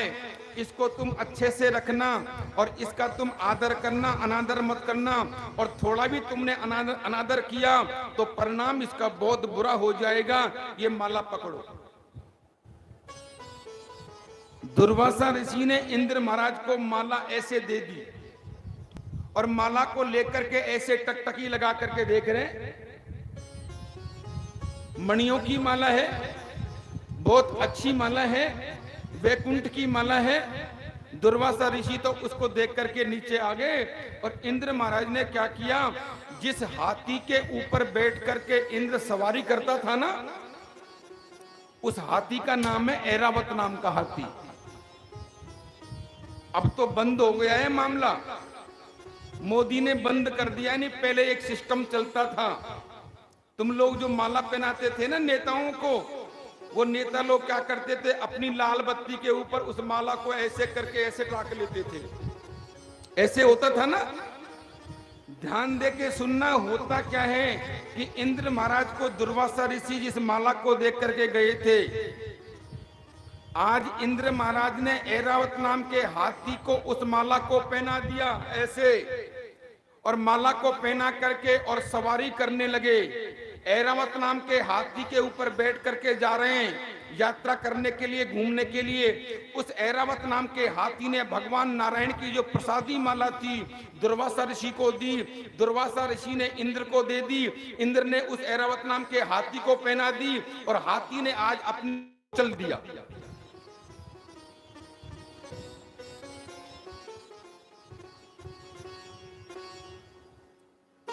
बुरा सा महसूस होने लगा, अच्छा सा महसूस नहीं होने लगा दुर्वासा ऋषि को। दुर्वासा ऋषि को एक बिल्कुल एक स्वप्न जैसा महसूस हुआ कि हो न हो भगवान नारायण ने जो मेरे को प्रसादी माला दी थी, प्रसन्न होकर के, खुश होकर के, आज कहीं ऐसा तो नहीं कि मैं उस माला को इंद्र को दे करके आया था और इंद्र ने उस माला का कहीं अनादर तो नहीं कर दिया। क्यों मुझे ऐसा महसूस हो रहा है जैसे उन्होंने आंखें बंद करके और मेरुदंड को सीधा करके और त्राटक समाधि लगा करके और उसको देखा तो इसमें दिखाई दिया कि इंद्र ने माला को पहना दी ऐरावत नाम के हाथी को, हाथी ने कुचल करके पैरों में डाल दी और पैरों में डाल के अपमान कर दिया। इंद्र को वहां पर श्राप देने को तैयार हो गए। कौन? दुर्वासा ऋषि। रे इंद्र, पद के मद में, लक्ष्मी के मद में भगवान नारायण की दी हुई प्रसादी माला का तूने अपमान कर दिया। जा, मैं तुझे श्राप देता हूं, तू स्त्री से वीन हो जाएगा और दर दर भटकेगा। और पानी को उन्होंने जमीन पे छोड़ दिया। महात्मा लोग जब श्राप दे देते हैं, लेकिन होना ही चाहिए महात्मा। आजकल तो हनुमान चालीसा भी आती नहीं है, श्राप देने को तैयार हो जाते हैं। महात्मा जो होगा, संत ही होगा, वो कभी श्राप नहीं देता है। ध्यान दे के सुनना आप लोग।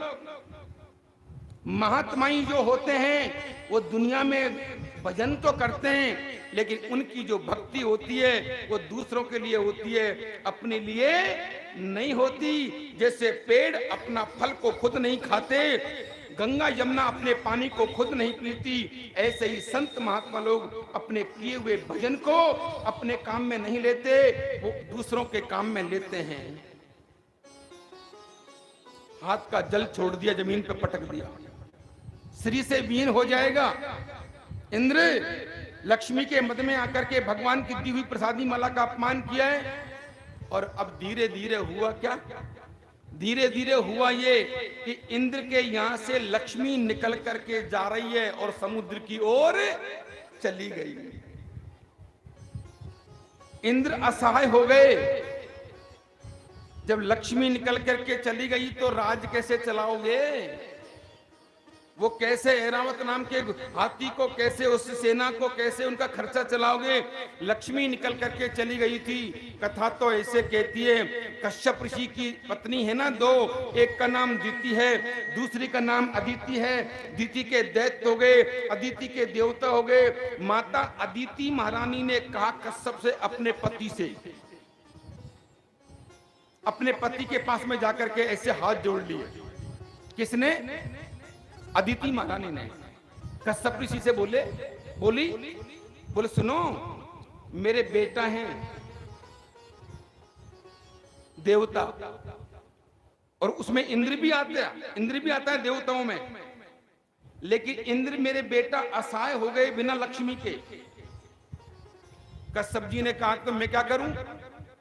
किसी ब्राह्मण का, किसी संत का, किसी अच्छे विद्वान का तुम अपमान करोगे तो परिणाम तो यही होगा ना।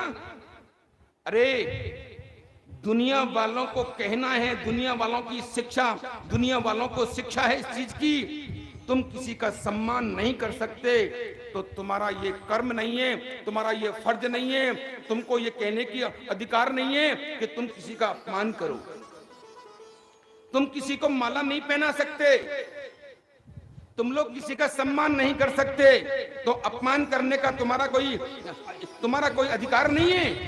कथा तो यही कहती है कि आज उन्होंने कहा, महाराज कश्यप ने अपनी पत्नी से कहा अदिति से, अदिति अपने बेटों का पक्ष लेकर के मेरे पास में आई हो तुम, और कह रही हो कि मेरे बेटा असहाय हो गए, लक्ष्मी निकल करके समुद्र में चली गई, कोई उपाय बताओ तुम मेरे लिए। मैं तुमको क्या उपाय बताऊं? तुम्हारे बेटाओं ने गलती करी है। दुर्वासा ऋषि की दी हुई प्रसादी माला कोई और नहीं थी, वो माला भगवान नारायण की थी, और गज ने अपने सूंड से तोड़ करके चरणों में डाल लिया, पैरों में डाल दिया और उसको कुचल दिया। परिणाम तो फल तो भोगना ही पड़ेगा। लक्ष्मी चली गई, मेरे पास में कोई उपाय नहीं है। अदिति बोली, मैं तुम्हारे हाथ जोड़ती हूँ, बेटाओं की पिता को आवे न आवे, लेकिन बेटा या बेटी की माता को जरूर आती है। माँ को जितनी आती है ना बेटा बेटी की, पिता को कम आती है। पिता को आती तो है लेकिन कम आती है। माँ का वात्सल्य जो होता है ना, वो बेटा बेटी के प्रति उमड़ता है। अदिति महारानी ने कश्यप से कहा, मैं आपके हाथ जोड़ती हूँ, कोई उपाय तो बता दो जिससे लक्ष्मी बाहर आ जावे। कश्यप ऋषि ने कहा कि विचार करेंगे, बताएंगे क्या उपाय है जिससे लक्ष्मी बाहर आए। अदिति महारानी बोली, जल्दी बताओ, नहीं तो मेरे तो देवता परेशान हो जाएंगे, मेरे तो बेटा बेटी परेशान हो जाएंगे। कश्यप जी महाराज ने कहा अदिति से, सुनो, मैं तुमको उपाय बता रहा हूं, और जाकर के इंद्र से कह देना, इंद्र ने गलती तो बहुत बड़ी करी है, लेकिन उपाय ये बता रहा हूं, राक्षसों का तो सहारा ले लेना और देवता सब इकट्ठे हो जाना और समुद्र का मंथन करना। समुद्र के मंथन करने से लक्ष्मी बाहर निकल आएगी। बोलो मंथन करें कैसे, ये तो बता दो। बोलो वासुकी नाग की तो नेति बनाना मंदराचल पर्वत की पर, और उस मंथन जब होगा तो ऐसे कहते हैं, कश्यप जी ने कहा था अदिति से, समुद्र का मंथन करने से लक्ष्मी बाहर को आ जाएगी। लक्ष्मी का उपाय बता दिया निकलने का। लक्ष्मी महारानी कैसे बाहर निकलेगी? दौड़ी दौड़ी अदिति महारानी आई, और अदिति महारानी दौड़ी दौड़ी आकर के इंद्र से कहा कि बेटा, तुमने गलती तो बहुत बड़ी करी, लेकिन गलती का प्रायश्चित करना कभी संतों का, महात्माओं का, विद्वानों का, और कभी भी किसी बड़े आदमी का सम्मान करना, अनादर मत करना। जल्दी से उपाय बता रही हूं, उपाय करो। तुम जल्दी राक्षसों का सहारा ले लो, उनसे दोस्ती कर लो, और दोस्ती करके और समुद्र का मंथन चालू कर दो। इंद्र ने कहा कि समुद्र का मंथन तो करेंगे, लेकिन कैसे करें? बोलो वासुकी नाग की नेति बना लो। वासुकी नाग की नेति बना लो, मंदराचल पर्वत की रई बना लो, और भगवान स्वयं नारायण तुम्हारी मदद करेंगे, सहायता करेंगे। और सहायता करने पर तुम जो है ना, और जाओ और समुद्र के किनारे मैं वहां पर तुम्हारे ऊपर ध्यान रखूंगा और मंथन करो जाओ। वासुकी नाग की नेति बनाई। कथा तो समझने की यह है, देवताओं से कह दिया था, माता अदिति के पति कश्यप ने देवताओं से कहा था कि समुद्र का जब मंथन करो ना तुम, तो पूंछ की तरफ लगना, मुंह की तरफ मत लगना। क्यों? कि वासुकी नाग के अंदर इतना जहर है, जब मंथन करने पर मुंह पकड़ा जाएगा ना तो इतना जहर उगलेगा वासुकी नाग, जिससे राक्षस जल करके राख हो जाएंगे, तुम्हारा बचाव हो जाएगा। इसलिए तुम पूंछ की तरफ लगना और मुंह की तरफ जो है राक्षसों को लगाना। समुद्र का मंथन हो रहा है। समुद्र का मंथन, लक्ष्मी बाहर निकल रही है। लक्ष्मी कैसे बाहर निकलेगी? कश्यप जी ने अपनी पत्नी से कहा, पत्नी ने कहा इंद्र से। इंद्र ने उपाय किया, राक्षसों का सहारा लेकर के देवता लोग समुद्र का मंथन कर रहे हैं लक्ष्मी को बाहर निकालने के लिए। अरे सज्जनों, समुद्र का मंथन कर रहे थे, लक्ष्मी तो निकली नहीं बाहर, और उसमें से निकल आया हलाहल जहर। समुद्र का मंथन करने से जहर निकल आया। कौन सा जहर है वो? कैसा जहर है वो? ना हम हलाहलम मन्ने, जिसका नाम है हलाहल, कि ना हम हलाहलम मन्ने, और विषम यस्य प्रतिक्रिया ब्रह्म समी विषम प्रोक्तम ना स्वम प्रति विदुर भुवि। ऐसा हलाहल जहर निकल आया। लक्ष्मी निकालनी थी, जहर निकल आया। अरे लो, इंद्र ने कहा कि भैया निकालनी तो लक्ष्मी थी, ये क्या निकल आया? देवताओं ने तो ऐसे हाथ जोड़ लिए। मन को लगाना कथा में, आप लोग बहुत ध्यान देना। आप लोग, देवताओं ने ऐसे हाथ जोड़ लिए, बोल लक्ष्मी को निकालना था, जहर निकल आया। बोल हमको तो डर लग रहा है इससे, जहर वहर से। राक्षसों ने कहा कि हमको भी डर लग रहा है, और कोई चीज होती तो उसका तो पान कर लेते, ये जहर का पान थोड़ी होता है। देवता और दानव, देवता और दानव दोनों गए कहां पर? कैलाश पर्वत पे। कैलाश पर्वत पे रहता कौन है? कौन रहता है कैलाश पर्वत पर? किसके साथ रहते हैं? पार्वती के साथ। काई पे बैठते हैं? बोलो बोलो बोलो, नंदी पे। अरे 4 दिन हो गए कथा सुनते सुनते। सवारी करते हैं, उस समय तो नंदी की सवारी करते हैं। हंसते इस फाट की मालिकाम, समझ गए? मेरुदंड को सीधा करके और ऐसे सीधा करके ऐसे बैठे। किस पे बैठे? कि हंसते इस फाट की मालिकाम विदधतीम और पद्मासने संचिताम। पद्म आसन लगा करके वामंग में माता पार्वती के साथ में भोले बाबा बैठे, और भोलेनाथ तो समाधि में हैं, और माता पार्वती ने ऐसे हाथ जोड़ रखे। देवता आ गए, दानव आ गए, देवता आगे, दानव आगे, भीड़ लग रही है, जय जयकार हो रही है। भोले बाबा की जय, ओगड़दानी की जय, आशुतोष की जय, महाकाल की जय, भीमा शंकर की जय, वैद्यनाथ की जय, त्र्यंबकेश्वर की जय, जय जयकार उड़ रही है। भोलेनाथ ने सोचा भगत लोग ज्यादा आए, इसका मतलब है कि कोई न कोई इनका मतलब है। बिना मतलब के तो एक लोटा पानी भी कोई नहीं चढ़ाता। माता पार्वती हाथ जोड़ के यही तो कहती है भोलेनाथ से, हाथ जोड़ के कहती है भक्तों की तरफ देख लेना। वो भस्मासुर और आया था जो मेरे को अपना बनाने को तैयार हो गया, तुमने उसको भी वरदान दे दिया था। हाथ जोड़ के प्रार्थना करती है। जय जयकार हो रही थी, देवता और दानव जय जयकार कर रहे थे। भोलेनाथ ने आंखें खोली और आंखें खोल के देखा उस भीड़ को। भगवान भोलेनाथ ने कहा कि आप कैसे आए, पृथ्वी से कैसे आए कैलाश पर्वत के ऊपर? देवता लोग तो बोले नहीं, राक्षस लोग बोल गए। अब राक्षस लोग तो उद्दंड है ना, दानवों में देवताओं में समझदारी होती है, राक्षसों में समझदारी का तो क्या मतलब है? राक्षस लोग बोल गए bull bull bull bull Bholenath समुद्र का मंथन कर रहे थे और समुद्र का मंथन कर रहे थे लक्ष्मी के लिए। लक्ष्मी तो निकली नहीं, जहर निकल आया, आप चलो जहर का पान कर लो। लक्ष्मी ने तो ऐसे भोलेनाथ से बात कही ना, तो पार्वती ने ऐसे देखा, किसी की पत्नी के सामने किसी के पति से ये कहा जाए कि तुम जहर को पी लो, तो पत्नी क्या करेगी उनका? अरे ज्यादा नहीं तो 2-4 बात तो सुनाई देगी ना।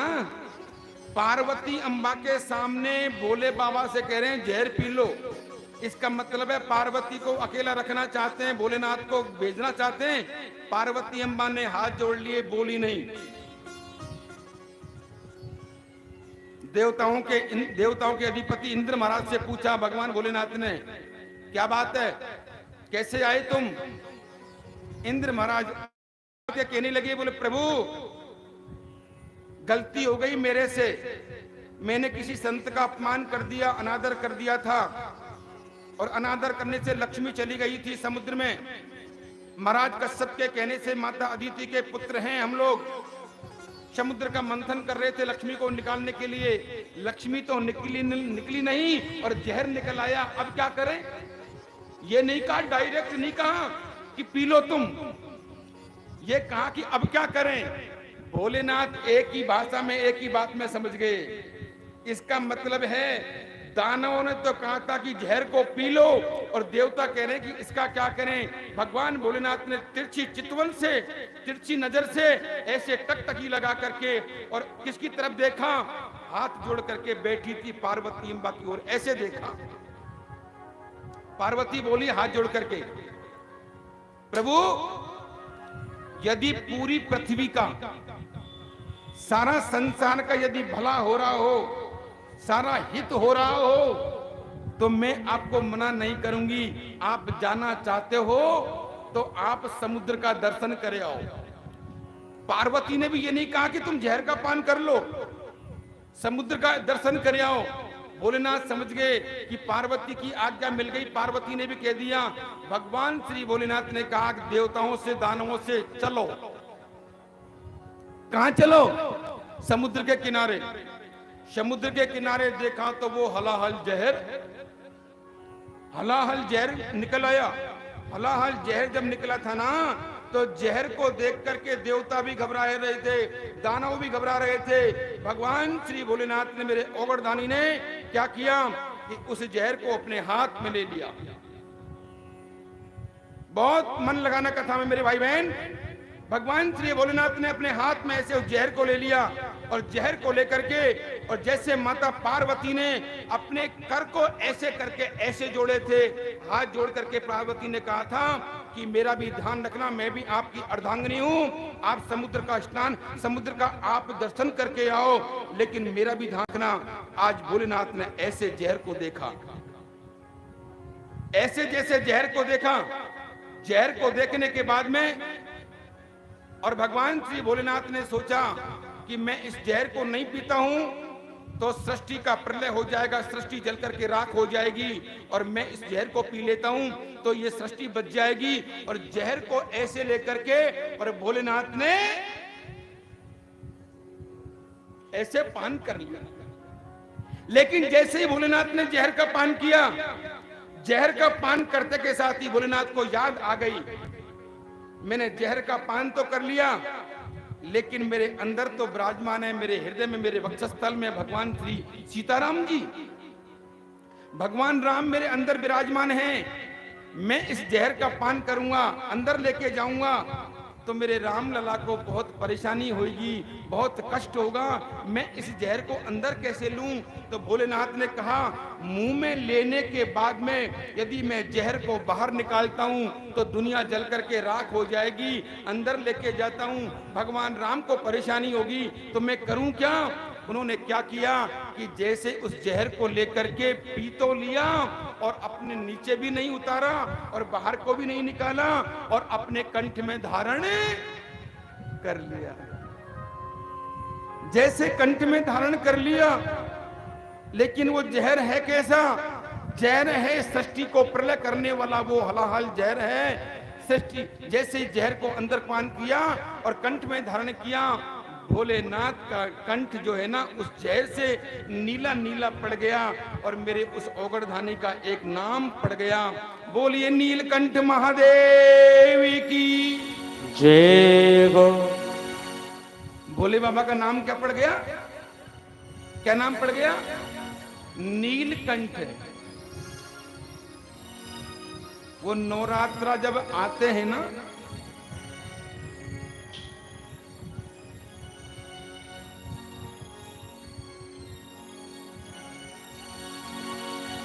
देखो बस्ती का कितना प्रेम है, बस्ती में कितना कितना कितना प्रेम और कितना एका है। धूप में बैठे बेचारे लेकिन हिल नहीं रहे। मैंने कल निवेदन किया था कि थोड़ी छां की व्यवस्था कर देना, माताएं बहनों को कष्ट होता है ना। हाँ, और अभी तो लोग और बढ़ेंगे। देखो मेरे भाई लोग भी धूप में बैठे, माताएं भी धूप में बैठी है। कैलाशपति तुम भूलो मती, भोले शंकर शिव लहरी बम लहरी, बमा बम भोले शंकर गले में नाग भयंकर, बमा बम भोले शंकर गले में नाग भयंकर। ओ बाबा भोले, ओ बाबा भोले, बाबा भोले, बाबा भोले। कैलाशपति तुम भूलो मती, भोले शंकर शिव लहरी बम लहरी, बमा बम भोले शंकर गले में नाग भयंकर, बमा बम भोले शंकर गले में नाग भयंकर। ओ बाबा भोले, ओ बाबा भोले, बाबा भोले, ओ बाबा भोले।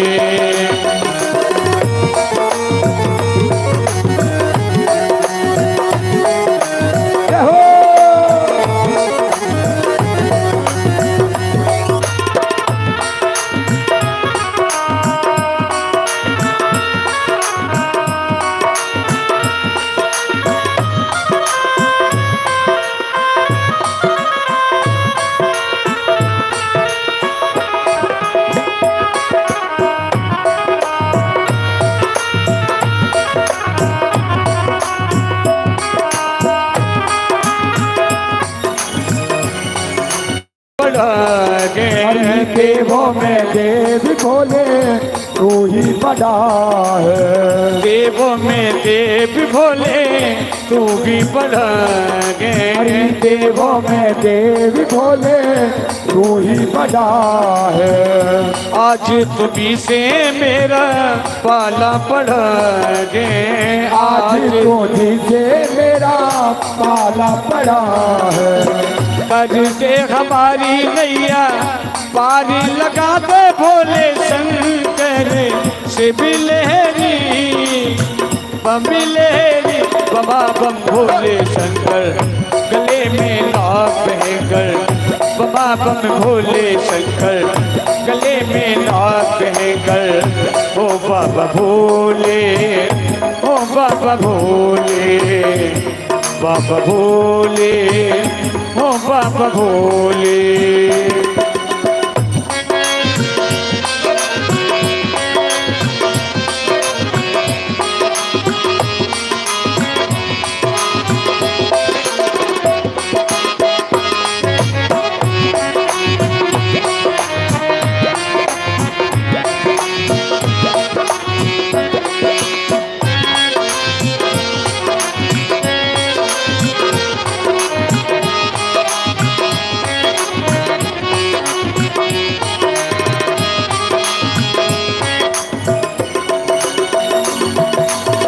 मत के समुद्रो तुमने रतन निकाल, अरे मत के समुद्र तूने रतन निकाले, मथी के समुद्रों तूने रतन निकाले, अरे मत के समुद्र तूने रतन निकाले।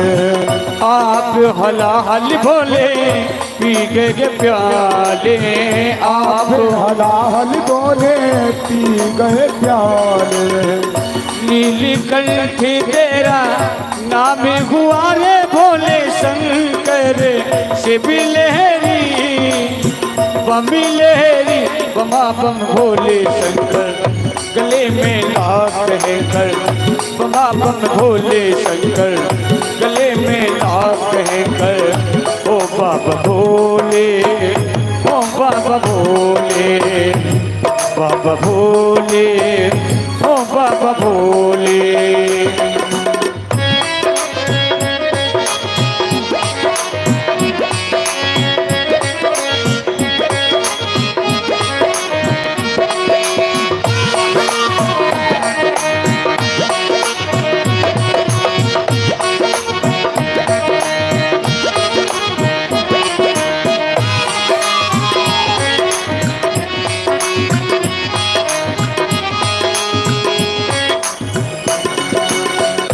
छाप तिलक सब छीनी रे पोसले पिलाई के, छाप तिलक सब छीनी रे पोसले नैना मिलाए नैना मिला के मुझसे नैना मिला के, अरे नैना मिला के मुझे नैना मिला के, नैना मिला के मुझसे नैना मिला के, नैना मिला के मुझसे नैना मिला के, नैना मिला के मुझसे नैना मिलाई के, अरे नैना मिला के मुझे नैना मिला के। छाप तिलक सब छीनी रे पोसले मिला के, छाप तिलक सब छीनी रे पोसले मिला के। जय हो पोसले लेना लेना, पोसले लेना लेना, पोसले लेना लेना, पोसले मिला के, पोसले नैना नैना नैना मुझे नैना नैना नैना मुझे नैना नैना नैना मुझे नैना मिलाए गे।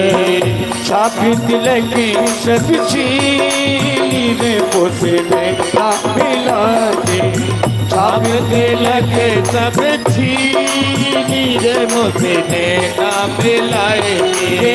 लाजपति तुम भूलो मती भोले शंकर, शिव लहरी बम लहरी बमा बम भोले शंकर, गले में लाख कर बमा बम भोले शंकर, गले में नाथ रखकर बाबा भोले, बाबा भोले, बाबा भोले, बाबा भोले, ओ बाबा भोले, बाबा भोले, बाबा भोले, बाबा भोले।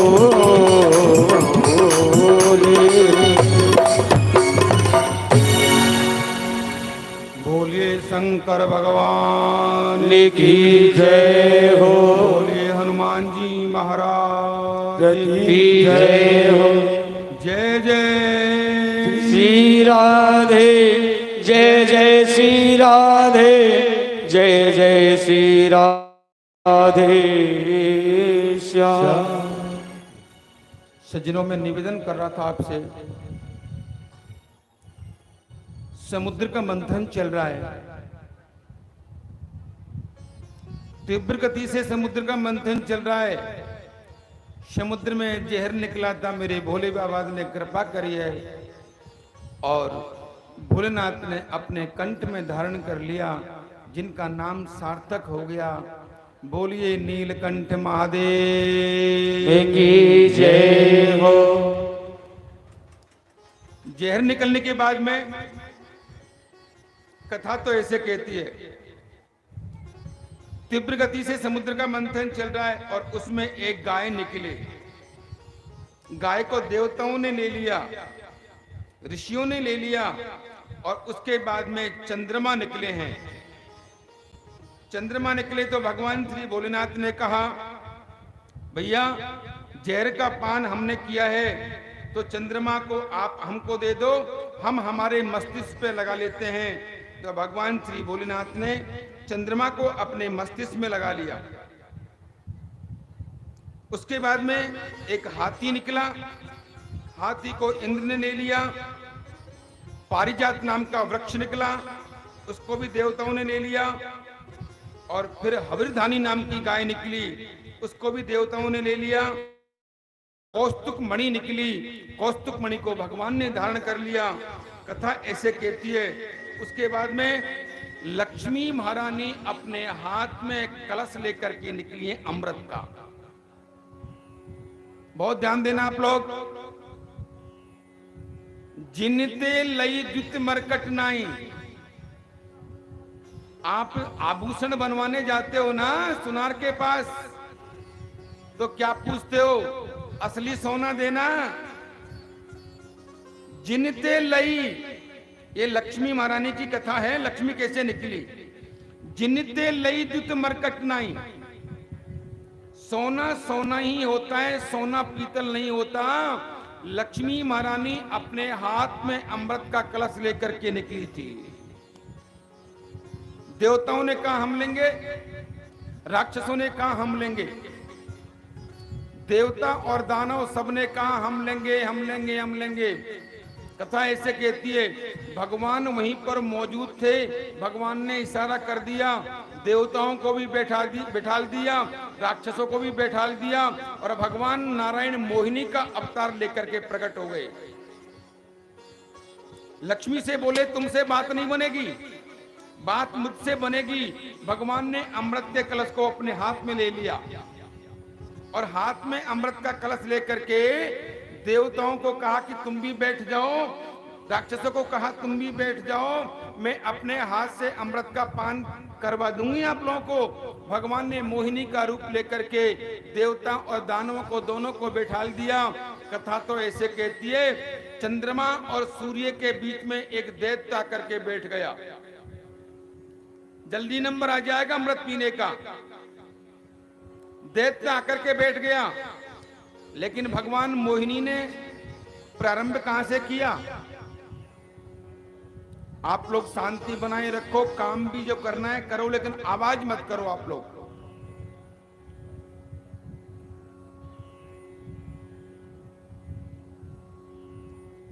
बोलिए मोहिनी भगवान की जय हो। भगवान मोहिनी अवतार लेकर के प्रकट हो गए और अमृत पान करवाने लगे। जैसे अमृत का पान करवाने लगे तो देवताओं के बीच में एक राक्षस आकर के बैठ गया।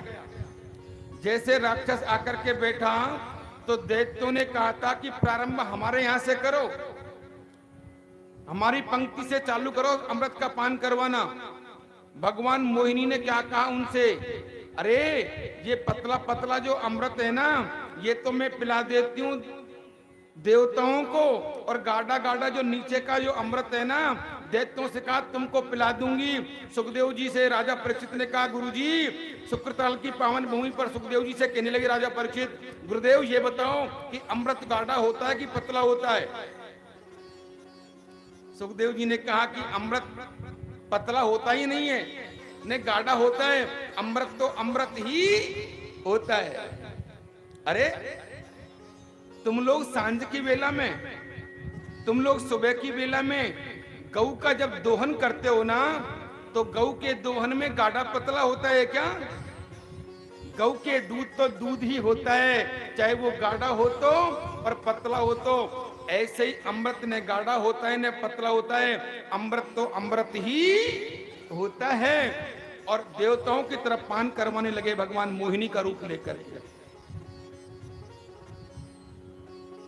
जैसे भगवान मोहिनी का रूप लेकर प्रारंभ करने लगे, सूर्य और चंद्रमा के बीच में जब राक्षस आकर के बैठ गया, तो कथा तो ऐसे कहती है कि जब चंद्रमा का जब नंबर आया ना पीने का, तो चंद्रमा ने तो पान कर लिया, चंद्रमा के पास में बैठा था वो दैत्य,